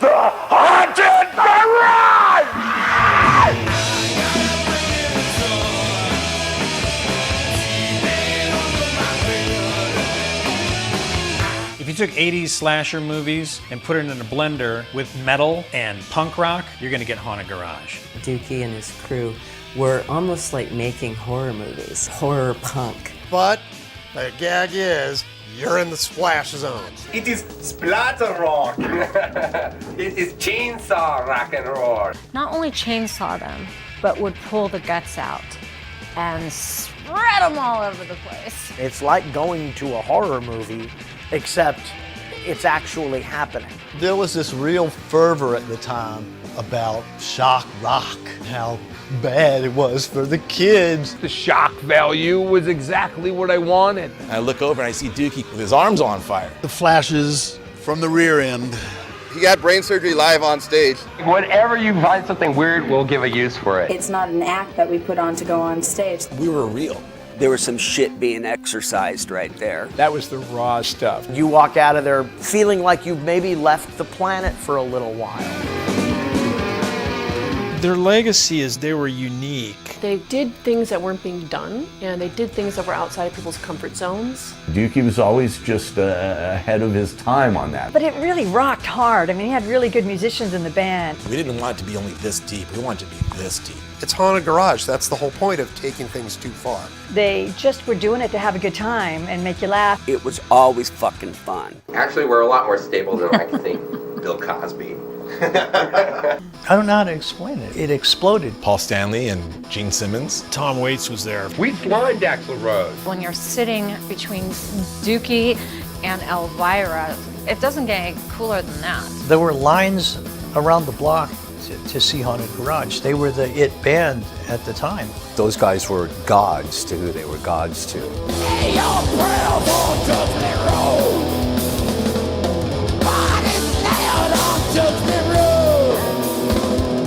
He's an icon of the underground exploitational genre. Punk rock god of Hollywood. Bela Lugosi's horrible punk rock grandson. G.G. Allen, but fun. He's like a friendly vampire. He was LA's Peter Lorre.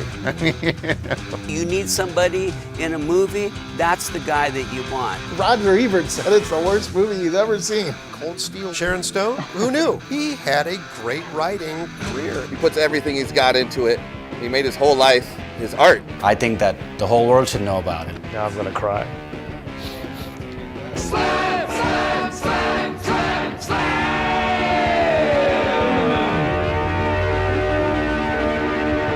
Carrot Top's in our room right now, too. Oh, yeah, yeah. Wait a minute, you're gonna get this. Oh, thank you. I was going to say, we have someone. Do you guys know the radioactive chicken heads? Mm-hmm. Yeah, I know the name. Yeah. Well, Carrot Top from the Chicken Heads are here. Hey, Nice. Carrot Top.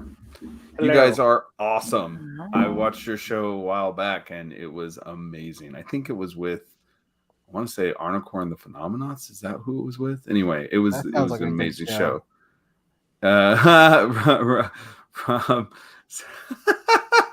Sorry, I was just laughing. That's no more Jackal, double bass. wow. That's awesome. Wow.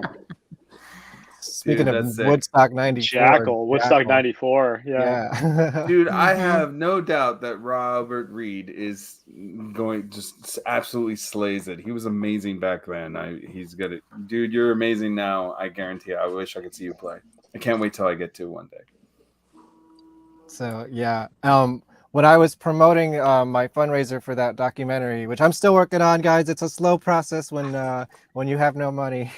It was amazing. I'm sorry, that trailer was great so far. That looks so good. Yeah, it looks awesome.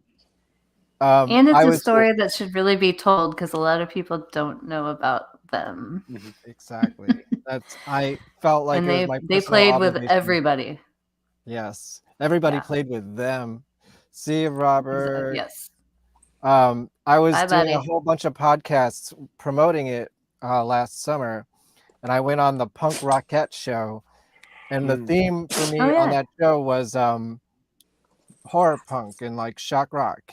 And I kind of argued that Tsunami Bomb was sort of a horror punk band. Would you agree or disagree? Mm-hmm. To a degree. There's definitely an era of that. In the beginning, especially. So I feel like you guys are always have like a spooky kind of vibe. Like there's some horror elements always to your music, even if it's not like theatrically, shown. Yeah, but how would you respond to that? I would agree. Yes, Yeah. I think it's definitely one of the things in there, but I also don't think that we ever felt defined by that or had to live up to anybody's expectations of that. I don't think we have that in us because we love it and we love that I mean, that's pretty style. spooky. That's pretty spooky right there. We didn't do that. Oh. That's from our label. Oh, okay. Or one of the Still. labels. That is Yeah. spooky. Yeah, Cleopatra sends those out. But All right, this one. Yes. Yeah. And that was us playing. We wore those. Yeah. That's us. Drawn by we Dom, did a whole set at Fest. It was a secret show. Right. And we decided to do the whole skeleton makeup. Yes, Carrot Top. That was amazing. You guys were fantastic. That was the last time I saw you guys, and I loved it. We fell in love with you guys. You guys are incredible. But yeah, there's always been that element to us. I don't know. For me, I always felt like one of the things that people don't always think about with Tsunami Bomb is that one of the keys to the sound is that they're ultimately all the songs are somewhat sad. You know, they're always sad. Somewhat what? Sad. Yeah, sad. Even if the music doesn't sound sad. There's always an element of bittersweetness to it, or even if you're triumphing, there's always something. Yeah, that's how I've always approached it. Is that Rotten Vampire Eyeballs? Yeah, I mean, I guess she gets cheated on. You know, I was going to ask about that song, and that was a little bit more joyous. Granted, those there's some of those songs were a little bit more. No, joyous. but it actually is about being cheated on, and then leaving your man for Frankenstein. I mean, pain in there. That could be sad. Well, there's here's comedy and something sad tragedy. about it. I was going to ask, when you heard about Bob Saget dying, did you immediately think of that song? Yeah, of course. Yes. Yeah. I think I did too. You know that I used to have weird panic dreams that he would show up at one of our shows and be like, "What gives?" And he's just a scary person, so I didn't want that to happen. Well, I guess it's never going to happen. It rhymed, so. It rhymed. And if it does, it's really going to be fucked up now. It was culturally relevant at the time, I think. Yeah. It was actually just so. We wrote that in my mom's living room, and that line was literally like the other person I wrote it with said it as a joke, and I was like, whatever, it rhymes, and then it just stuck forever. That's funny. Was there a lot of true stories in your lyrics back then? Were all these based on true stories? In particular, I want to like songs like Irish Boys or Mushy Love Song. Did you write that, Tom? No, Mushy was the band before us that Em and Brian were in called Plinky, and that kind of rolled over, and she was dating someone who was in the military. But I don't know if he was in the military at that time. It might have just been when he moved away before that. He moved away. Yeah, it's the story of their relationship. I thought it was when he. Whereas Irish Boys is the story of your relationship. Yeah, probably. Yeah, and that's. I mean, it's true, but it's like it's inflated too. You know, I was 16, so some of the stuff was a little mature for what I was actually doing. But it was written. I mean, the music was already written. I wrote the lyrics because he did throw up on my shoes. Is this true? And that shit pissed me off. That's my mom. That's Tsunami Mom, and she did. She watched the whole thing. That's great, Tsunami Mom. I like that. That rhymes. Yep. Yeah, and it's accurate. You look like if you've met my mom, it is accurate. I guess this isn't relevant to you writing, but this is something I caught, and I asked you on a live stream once, and I was like, this is such a deep cut, but it was relevant at the time. But in that song, you referenced K.I., and I was always wondering what K.I. was. Killer Instinct. And it's Killer Instinct. Yeah. A video game. You know, back then we might have thought that would have been a big franchise like Mortal Kombat, but not so much, huh? Now it's a deep cut. I was awesome playing combo. K.I. 2 days ago. Really? Actually, yeah. Do they still make Xbox has a combination now that like has every K.I. ever, and so I downloaded it. I was playing the shit out of it. So nice. Deep cut. I don't think any of the songs are completely fictional. I think everything has a reference. They're definitely sometimes it's taken an emotion and a RBE is totally fictional. Yeah, I mean, fictional. okay, that counts. But like currently, and in the last year, you don't know any real vampires? Come on. I mean, no, but I mean, there's no there's no parallels there. Like, it wasn't like, hey, I'm gonna write this song and make it sound horror, but it's really about someone. It was literally like, let's be dumb and write a fun song. I mean, Last Call is a song that has a very up tempo, kind of joyous sounding instrumental part, but it's a really sad song. Yeah, it is. And I didn't realize people didn't realize what the chorus was. Like, one of our big fans was like, this is my favorite song. And I was like, yeah, and kind of told her what it was about. And she didn't pick up on, like, the chorus talks about someone hanging around, but it's actually like someone hanging from a noose. Because she did request it. No. It's not about one of our biggest fans that's not related to us really likes the Last Call. And but yeah, like, the chorus is talking about, it says, I saw him hanging around, but it's talking about someone who killed themselves. You found him hanging from a noose. Yeah. But yes, it sounds real really uplifting. Yeah. So is the new album going to be sad too? Is it going to keep on that theme of happy music, sad, sadder, sadder, even more sad? Well, I mean, here we are coming out of like as you get older, being trauma adults for like just sad. 3 years, you know. Yeah, right. Yeah, I guess that is a question I wanted to ask. Not only in the songwriting, but also in performing. Have you seen the world? Like, how is it different, or is it different post-pandemic? It's coming back around. Like, the first couple of shows, you saw it a lot more, but lately, I think people just want to be out and be crazy. Well, I can say that for sure, the first show that I saw coming out of the pandemic, like after things had already been shut down for like a good solid year or so, and then, you know, I went ahead and went to go see Quicksand in San Francisco at the Great American Music Hall. And, you know, Quicksand's a rather big band. Like, they're hugely influential, and like, you know, they hadn't been playing a lot of shows, you know, minus the I filmed an interview with that guy. What's his name? Walter Yeah, Schreckles, Walter Schreckles. Yeah, I met him. He was cool. Like, beyond the pandemic, like, they don't play all that often, right? But they came back, and, you know, the Great American Music Hall holds like 1,200 people or something like that, maybe 800, 900, 1,200 people, I think, at the most. But there was like 300 people there, maybe. And that was just weird, you know, because I'm like, dude, it's Quicksand. Like, this is crazy, you know? And it was just empty. But they still killed it, and it was a great time. But like, our first show back was the show in Colorado for Punk Rock Saves Lives, and it was awesome. It was awesome, you know. Great crowd, great response. Everyone was just vibing. It was really, really good time, and I think people were just ready for it, you know.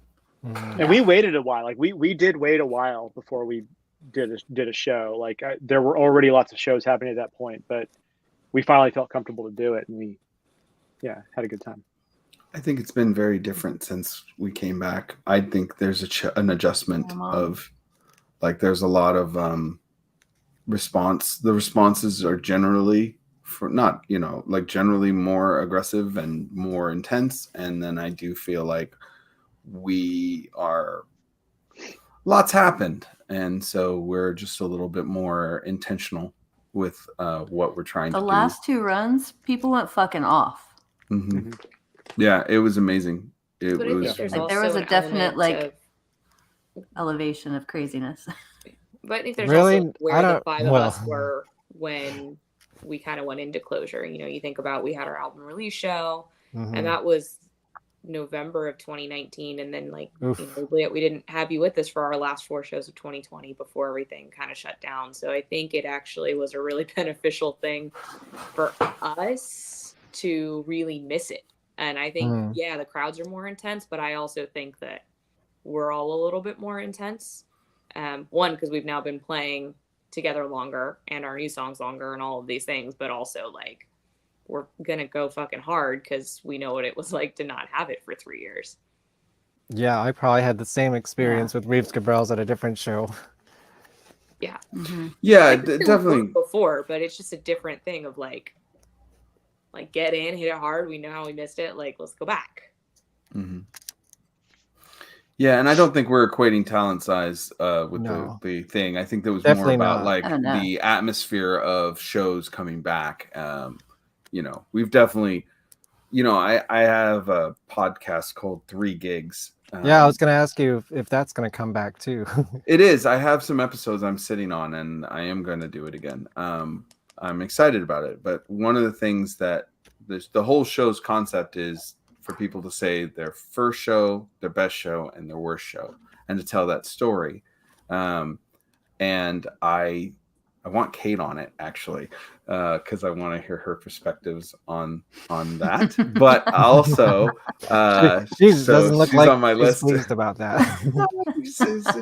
Why are you resisting, Kate? It's a great show. I just don't know how much Dom's going to want to hear his name through the story. Yeah. I've had to already. I've had a few guests that were, my name was involved. So including some of the others here. But the one thing that I've always found to address Evil Kitty Music's comments is the one thing that I found from every musician. It never matters how many people are there. I've never had any musician on that show or that I've encountered or been in a band with that have ever been like, oh, there's only so many people here. I'm going to half it. I'm not going to go full on. Like sometimes those are the best shows. When I was on tour with Green Jelly, one time we played a back of a bar with no PA system, 1 light, and 3 people showed up. And we were 12 people on a bus on tour.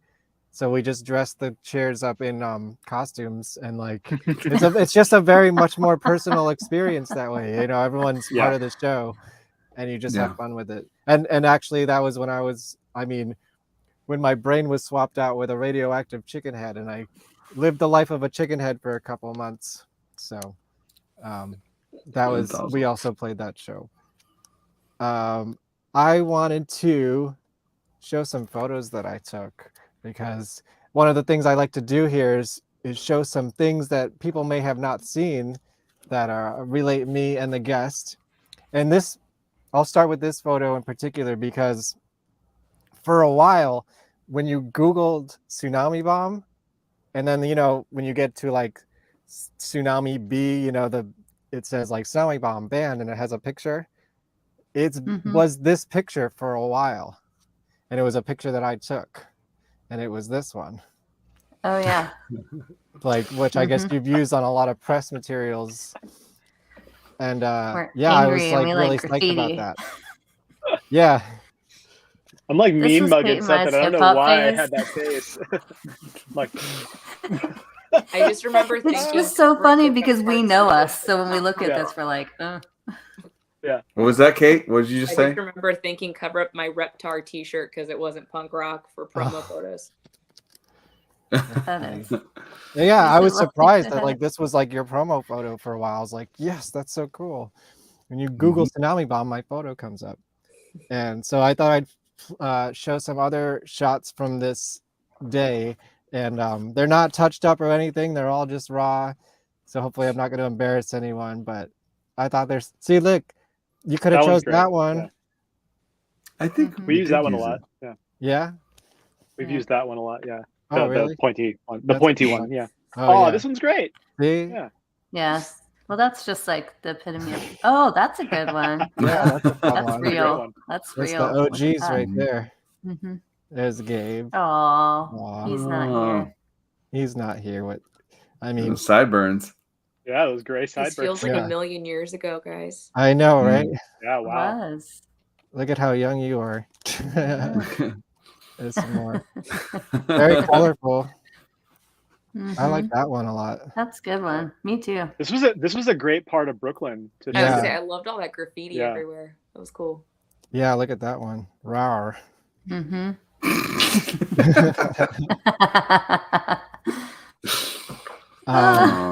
In particular, okay, so this background, this blew my mind. The person, I didn't even know this art was there. I don't think until we did this photo shoot. But I know the person who did one of these murals, and she used to do paintings of me. Oh wow, that's crazy! And I have this here so I could show you. Oh, there's Dom. Yeah. Shouldn't have zipped that coat. Angry Dom. Yeah. There you go. Oh, like, very angry Dom. That's Dom. That's the Dom. Dom. Yeah. Mm-hmm. Aw. Aww. I love these. Oh wait, there's part of the show. Okay, so look, that's the mural from that day. Mm-hmm. Yeah. And that's me Mhm. and the artist. And that's wow. a painting she did of me. Oh, that's sick. amazing. Oh, that's awesome. That's cool. Yeah. Such a small world. Yeah, I know. We have a I thing was with like, that, we though. need to use this background. So we just took pictures in Jersey in front of graffiti, and then we played the O Positive Festival in Kingston, and the artist who did all of that was part of that festival with us. Right. Oh, was cool. like, you just took pictures in front of our paintings. It's so weird. That's great. Yeah. Was So he basically, I'm they were saying in a we're band, magic, or and any photos. No, they were one of the muralists at the festival. So Okay. O Positive each year hires or like brings in a bunch of muralists to paint the town, basically. And one of them was the one that did the paintings that we were taking pictures of right before in New Jersey. I'm going to give you another leading question, but I'm also genuinely curious. This is for Oubliette. How was that? God. No. How was that Dresden Dolls show? It was so good. It was really good. Yeah. And it was cool Were you to a see fan of too, them just because the whole time, or had you seen them before? I am a big fan of their musical talents, big time, and I like their theatrics. I wouldn't say that I was like I don't own a bunch of their CDs, but I've always kind of had listened to them and had a few songs I really enjoyed. I really wanted to see them just because I never got to, and all the videos I had seen, they just seemed like so much fun. Oh, nice. So this was your first time seeing them? Yeah. And it was great too, just because since it was like one of their first shows, I think, because I went on the first night. So it was like their first show back together, totally over the top. And it was really, really great just seeing, because the people there were like such hardcore fans. So, I mean, the Colony is a great space, especially because you have this balcony that overlooks everything. But just to watch everybody erupt and sing every word, like even if it's a band that's not one of your favorite bands, seeing a show with that level of dedication is always almost like a spiritual experience. And it was just, they were just so happy playing, and you could see how much they were enjoying being back together, that it was just like such a like positive room to be in. It was very cool. So yeah, I liked it a lot. Well, I wanted to know genuinely, because I missed that tour, but if you like Brian Biglione, I'm going to promote myself again. Ready? He's a babe. He's a babe, I like and Brian he plays on my record, Welcome to My Pity Party. So if you're into the Dresden Dolls, you should go to my Bandcamp and check out my album with Brian Biglione from the Dresden Dolls on it. And let me play a little promo from it. So I'll be right back. And now, a word from our sponsors. Welcome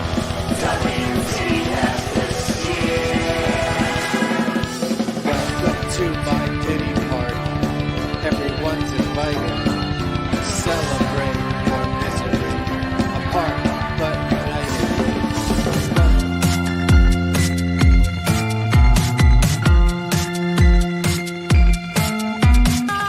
Hits. I'm writing hits. Recording hits. I'm making hits. And you don't wanna miss it.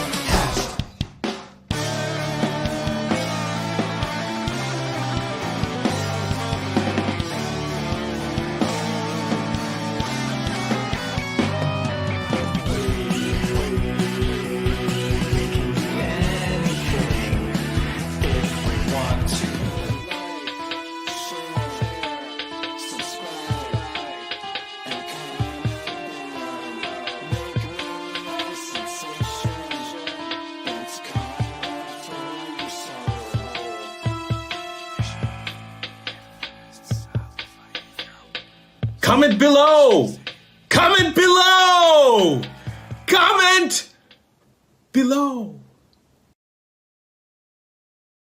Gotta promote myself. Go to Bandcamp, check it out. And also you can get this It Has to Be Sincere, Songs for Jack, a tribute to Jack Terrycloth of the World Inferno Friendship Society, which I also have a song on here called, oh my God, it's so long. Everything's Gonna Be Okay, Even Though Everything's Terribly Wrong, which is a song I wrote based on a quote from Jack Terrycloth from an interview I did with him in 2009, I want to say. And I did write this song before he died. It just was not released until after he died. You can get it on what a bummer. an orange cassette. And I know that somewhat relates to Dom. I don't know how much you want to speak about this, but you made a big announcement, yesterday? Yes. I was the general manager of Alternative Tentacles, and I did work very closely with Jack and World Inferno Friendship Society. But yeah, as of this recently, I just stepped down from being the GM. I'm no longer the general manager of our label, so no more special treatment for us. Yeah. That's so funny. Yeah, it's really funny. But yeah, so yeah, losing Jack was very hard when that happened. Yeah, and you guys got to play at least one show with them, right? At the Alternative Tentacles Fest or whatever you called that. Tentacle Fest? I don't remember what it was called. Tentacle Fest. Our record release ish. Yeah. And November 2019. I know. Oh, sorry. Trigger word. We're not allowed to talk. What did we say? What's the trigger word? Who did we piss off? Did we get record release show? Oh. Trigger word. It was a rough night for us. Oh, okay. but it was a great show, and they were amazing. And unfortunately, yeah, that was a huge hit. There was a big part of my life for like 20 years going to see that band. I think I saw them for the first time in 2003 or 4. So, yeah, it was a really. They were really amazing. He was really, really a talent. I'm really brokenhearted that he's gone. I'm still. Yeah, sorry to bring everyone down, but it's part of it. It's part of it. Part of it. But yeah, you should definitely check that out. I've heard that cassette. Cool. I like it. Let's see. I think we pretty much did it. Is there anything else? Oh, well, we definitely want to promote your upcoming tour, right? Oops. With the Dolly Rots. You're coming to Amityville. You gotta stop by the Amityville Horror House. Are we gonna see you there? That's the plan. Excellent. Nice. Yeah, I'm now that I don't live in the city, I live in the suburbs now, so I can drive to Long Island to go see shows. But I have filmed bands at this space, although I think it's under new management. I'm not sure. I think it used to be called something else until recently. But it's a nice space. Your guitars will be properly mic'd up, I'm sure. And I'm very excited about that because we need that guitar. Need it. Yeah. Where can I find a video of the live show? There's a lot of videos of the live show. Are we talking about? Tsunami Bomb in general, or? We have a YouTube channel. You can just YouTube Tsunami Bomb live. Yeah. To be honest, I want to put up some of the videos. I was like watching the video that you played in the show that from that show. Like those, we should put up some of those videos. Like, why haven't we? Well, what I love also, let me show your website here, is when you go to the Tsunami Bomb website, the first thing that you see is some video footage that I shot. Yeah. So go check it out. Check out their YouTube. And I should update it with one of the ones you did from that other show that you used. That's a good one. Yeah, I just put that together with the audio. I beefed it up a little bit with the audio from some of those songs ended up on your 7-inch here, right? Yeah, a bootleg was made, and then we pulled the songs and put them on as a vinyl only. Though that was not from the Cape House show. That was from the next New York show. Tiki Bar. I think you missed that while you were gone. We played a video from that. Yeah. El Cortez. Yes. Yeah. It was El Cortez, and then it was called something else the last time you played there. I don't No remember. Aloha. No Aloha. That's right. Yes. Yeah. We've never played the same place twice in New York, even if we've played the same place twice. on the same Yeah. block. Yeah. I'd like Same to building. see. I'd like to see you guys in Manhattan again On at the some same point. stage. Yeah, I'd like to. That it would be nice cool. to- I want to play Lower East Side. Yes, Mhm. try That'd be cool. Arlene's Grocery. I don't know who books there these days, but I would. There's not like most of the mid-level punky clubs are gone, man. It's, the Continental's gone, obviously CBGB's for a long time, but there's not much. It's kind of like Arlene's Grocery and then Irving Plaza, and there's not much in between. Yeah. Yeah. That's such is the life of the music scene, especially after the pandemic. It's Right. Yeah. A pretty lot, rough. definitely during the pandemic. I hear the Pyramid will be reopening as a music venue, so maybe that would be a good spot. I don't know if you guys know about the legendary Pyramid Club. I do. Mm-hmm. That'd be cool. I'm Never excited played for there. that. That would be rad. Yeah. They haven't really done bands there often since like the 90s, but apparently it's going to be reopened as a live venue, so I'm excited to see that. What else do you want to promote? Anyone want to? How's your Dinosaur Factory? Is that going to be ramping back up? Yeah, nowadays I'm calling it Monster Legion. Monster Legion. Yeah, and it's kind of a horror themed merch line art. I'm actually in the next couple weeks there's going to be a bunch of new stuff going in, and we're going to rotate a bunch of stuff out. So yeah, I got a lot of stuff coming for Monster Legion. Everyone can check it out at monsterlegion.com.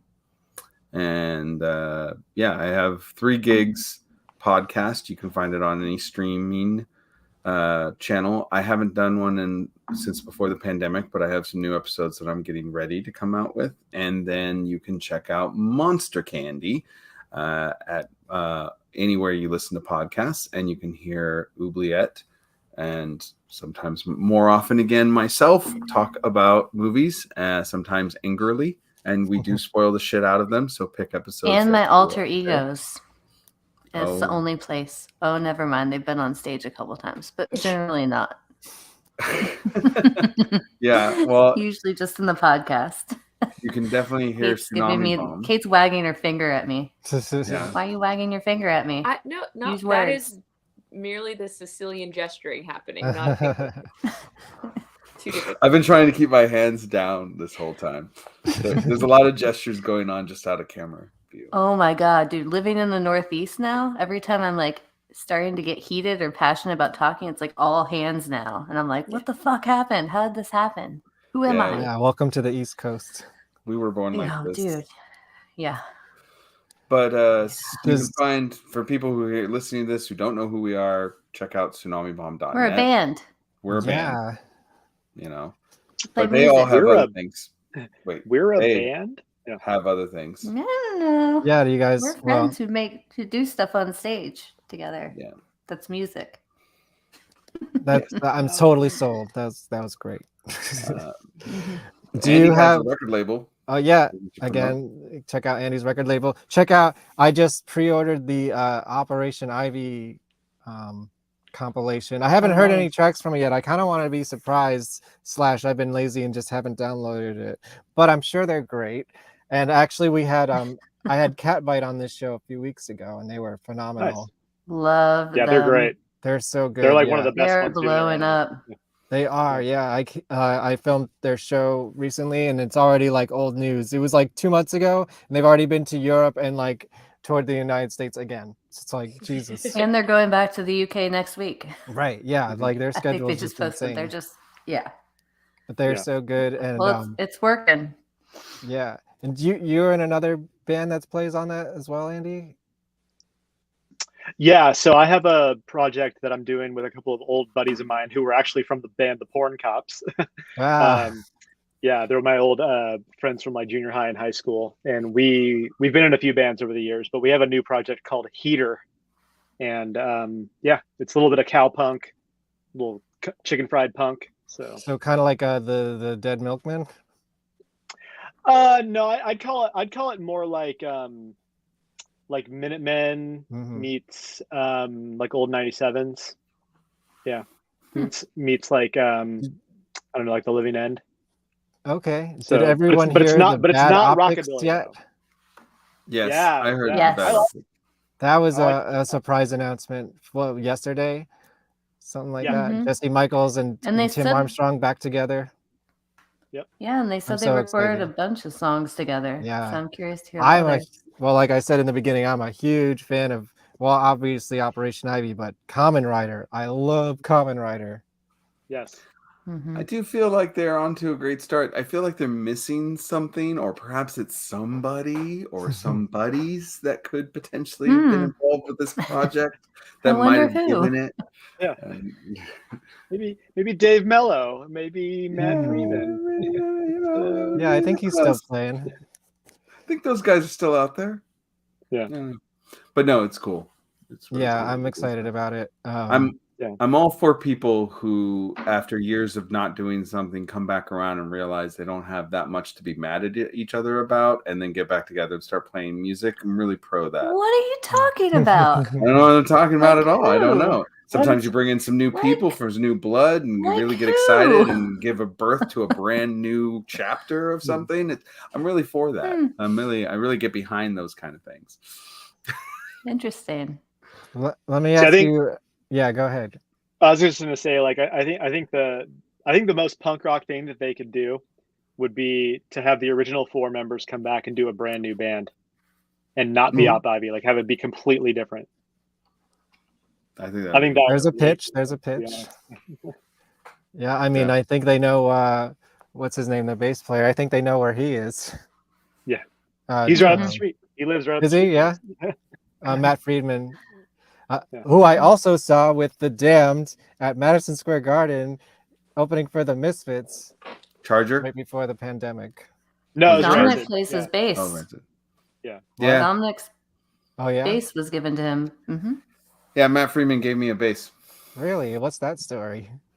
It's a long story. Like, you're trying to wrap up. He handed him a bass. Yeah, he handed me a bass. We played Warped Tour together, and we became friends, and we were working on stuff, and he was like, at the end of it, they were like, "Hey, come see us." Like Rancid's crew came and got me, like mob style, and they're like, "Dominic, you need to come with us." And I was like, "Do I?"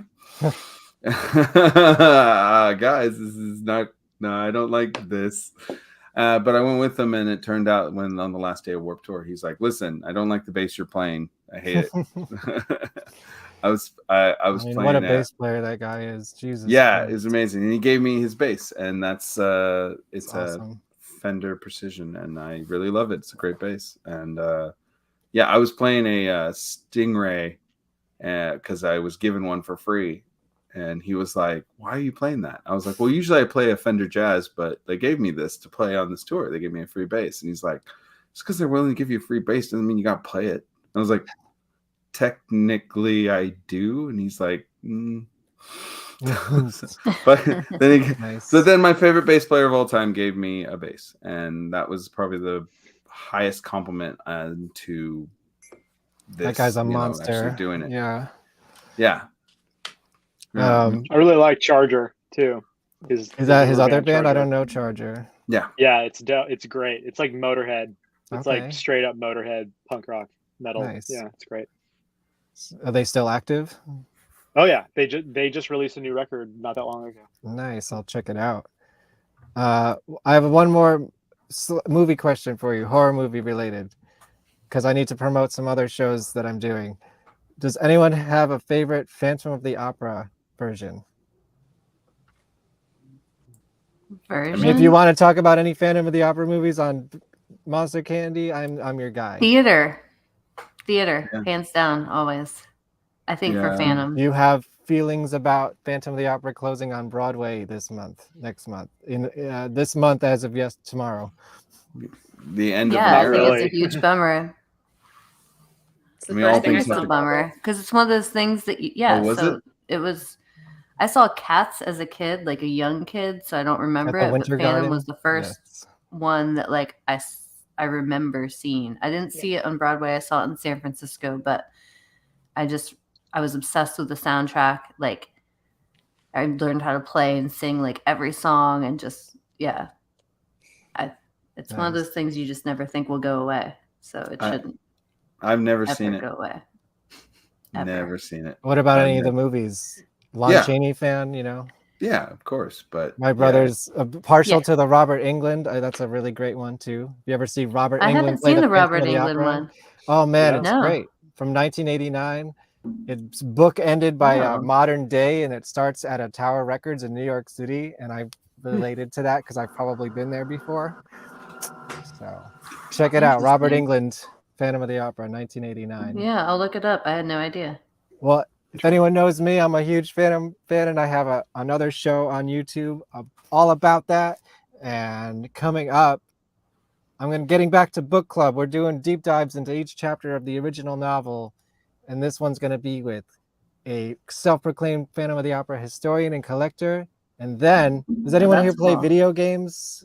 Yeah. Yes. Did you guys like video games, computer games in the 90s? Like, do you remember, Yes. does the name Microprose ring a bell? Yes. Yes. Like Police Quests and like Leisure Suit Larry and games like Yeah. that? Yep. Yeah. Oh, yeah. No, Leisure Suit he knew Larry, Leisure yeah. Suit Larry, yeah, right away. Yeah.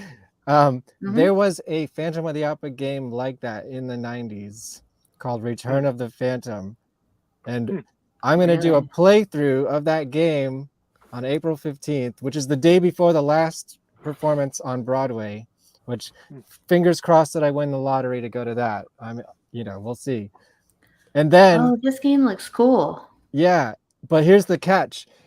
On the next Monday, the 17th, I will be talking to the guy who wrote that. And he's more famous for being an author of official James Bond novels. But he also wrote some video games, including this one. So that's what I got coming up on Found a Phantom. Cool. Next week, I'm not doing anything, but I'm glad you are doing stuff. Nice. Yeah, well, tune into the YouTube channel if you want. Hang out with us. You can do the Scream podcast. Yeah. You should. I don't know who you're asking. It gets silent. Well, you I don't can know who you're too. talking to. I was asking Dominic because he hates it so Dom. much. Right. He's like, you need to listen. You hate Scream? If you didn't listen to the last Scream podcast episode we did, you should listen to it. It's pure Dom madness. And we do a bit at the beginning. Which one for number really 5? Awkward and funny. 5 Scream? I liked the movie Scream, the original movie Scream. Oh God, this is never going to stop now. I don't like it. I think it's a pile of shit. And Easter egg, go find the green jelly posters in the original Scream movie. They are there. That's awesome. Yes, I know where they are. It's a different podcast. If anyone wants to hear it, I have plenty of things. I will definitely listen to that. I'll listen to people shit on it. I'll listen to people praise it. Is anyone here a fan of Gwar? Oh yeah. Yeah, for sure. Well, do you know that I also do a YouTube show about Gwar? And I don't know if I'm supposed to say this, but I'm actually officially licensed now by Gwar to do it. Oh, that's and cool. So that's coming up too. You know, one of Charlie Price's best friends just did the documentary about Gwar. Oh, Scott Barber? Mm-hmm. He was my first episode on this podcast. Oh, that's awesome. Cool. Yeah. So go check out episode 1 with Scott Barber. We go real deep into the documentary process. Coming up next week, we have some. Oh God, I don't know. I don't play those tabletop games like Dungeons and Dragons and stuff. But these guys are total nerds, and we're gonna totally nerd out. They're influenced by Gwar. But after that, we have the lead singer and original bass player of Gwar, Dr. Michael Bishop, on the show. So definitely tune in for that one. That's going to be huge. He was the original Beefcake the Mighty as well. He joined the band when he was a teenager.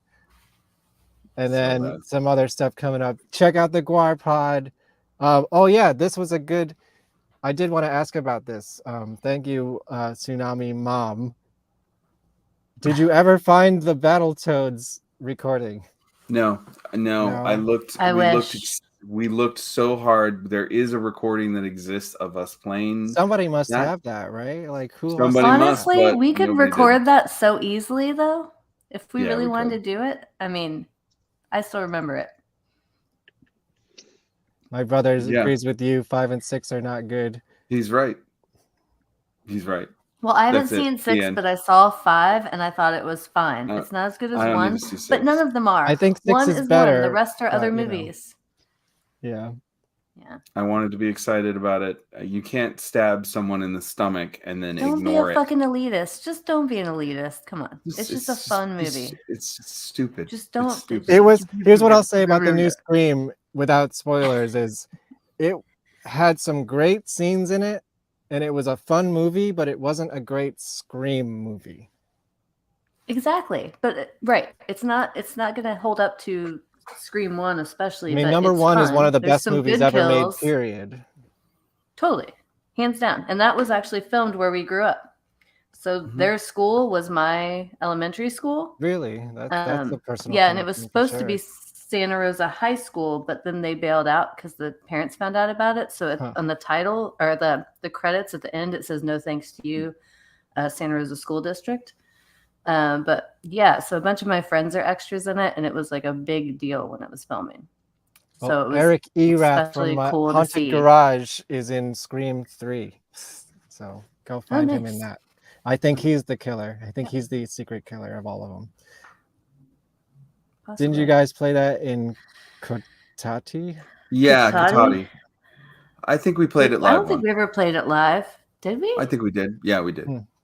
Oh, well, if you have it on video, I mean, sell that on eBay. I'm sure it's worth millions. And if you need videotapes transferred, I can do that for you. VHS tapes or cassette The tapes. only thing that was funny about it is there was a point where we paused it and we played the pause music for a breakdown and literally argued.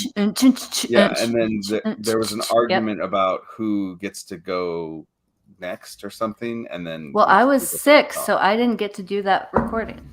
I mean, my keyboards are in it and the parts and all that, but then when you guys did the talking part, it was Brian and M playing, and then you bust in or something. You and Gabe. I don't remember, but yeah, we couldn't find it. We looked really hard, and I have no idea who has that song. We asked even members who are not involved. Nobody had copies of it, so. Well, putting that out there into the world, somewhere. Someone's got to find the Battletoads recording. There's like some cassette tape. Yeah, if you have the comp that came out on the cassette in the late 90s of video game covers, you may have it. Please send it to us. Did it actually come out? No, it was sent in. I was going to say, yeah. Oh, it didn't? Oh, I thought the comp came out. Well, that's stupid. Yeah. Well, who put it together? Do we know? Can we go not find anymore. them? No. I don't know. No, some kid. I'm trying. I'm again, like I told you, I love this archive stuff. Like now that I know that it's out there, I want to hear the Battletoads. You know. Yeah. Well, I don't even know how it goes. I don't remember it at all. We're kind of tackling different stuff. It's not even that great. It must have sounded just like that. No, that's it. Okay. Nice. Look, I'm a professional musician. That is it. That's it. It was perfect. So, yeah, thank you so much for being here. Any last words for the fans? Kate, what do you have to say for everybody? But you are I don't know if you were here when we said this, right? But you are the longest running Tsunami Bomb singer now. How do you feel about that? All I will say is if you want an authentic Tsunami Bomb experience, y'all just got it. The realest of the real. I felt we were pretty mild, but yeah. It is 0% bad. That is a day in the life hanging with us in the van. And like Dom said, it is about the human beings. But yes, it's a good thing. We're a lot. We know we're a lot. Yeah, we compliment each other. The fact that we choose to go on vacation together and tour together tells you our level of love. Yes, I always see you guys hanging out in Disney. Right there. Yeah, we actually like each other. Like we get on planes and go very far places to hang out and not play music or make any money. Automobiles. Yep. Yeah. Yeah, there's like been multiple times that we just travel and to like see each other's faces and touch them. Yeah, Dom and I were housemates for 2 years. We you don't live in the same place anymore? No, not anymore. But no, nearby.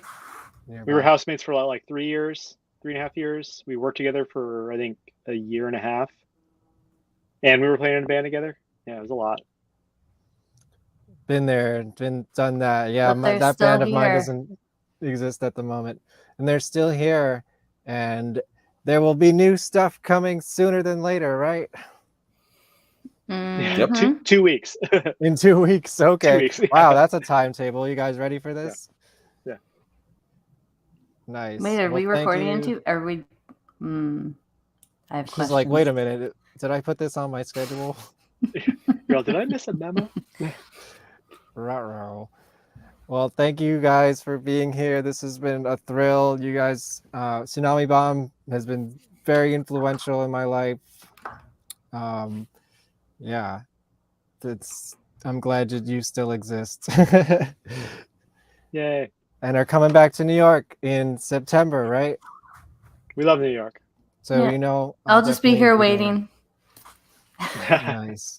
Yeah. Don't forget New to York, like. If hanging you're out. here right now, give this thing a like, man. Help me fight the algorithm. And while you're at it, go to the Tsunami Bomb YouTube channel and subscribe to that too. Subscribe and yes. just support all the things. And we're on the man. TikTok now too. Oh yeah, who's running that? You doing the dances or what? Andy mostly. Do you do and the I Wednesday moonlight dance? a little bit.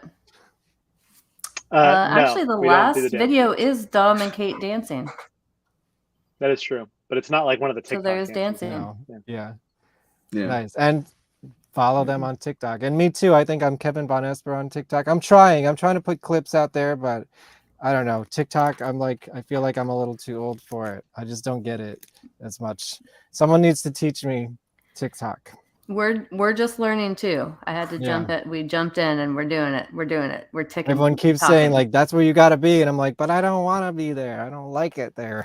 Social media changes so fast. It's fucking crazy. Yeah. Well, that could be a whole nother podcast. Mhm. I was part of the company that I would say killed MySpace. So yeah, that is a whole nother story for another time. Thank you for being here. I think we did it. I will see you guys in September, and just fucking rock out some Tsunami Bomb, guys. Check it out. Peace. Rock and roll. Like, share, subscribe.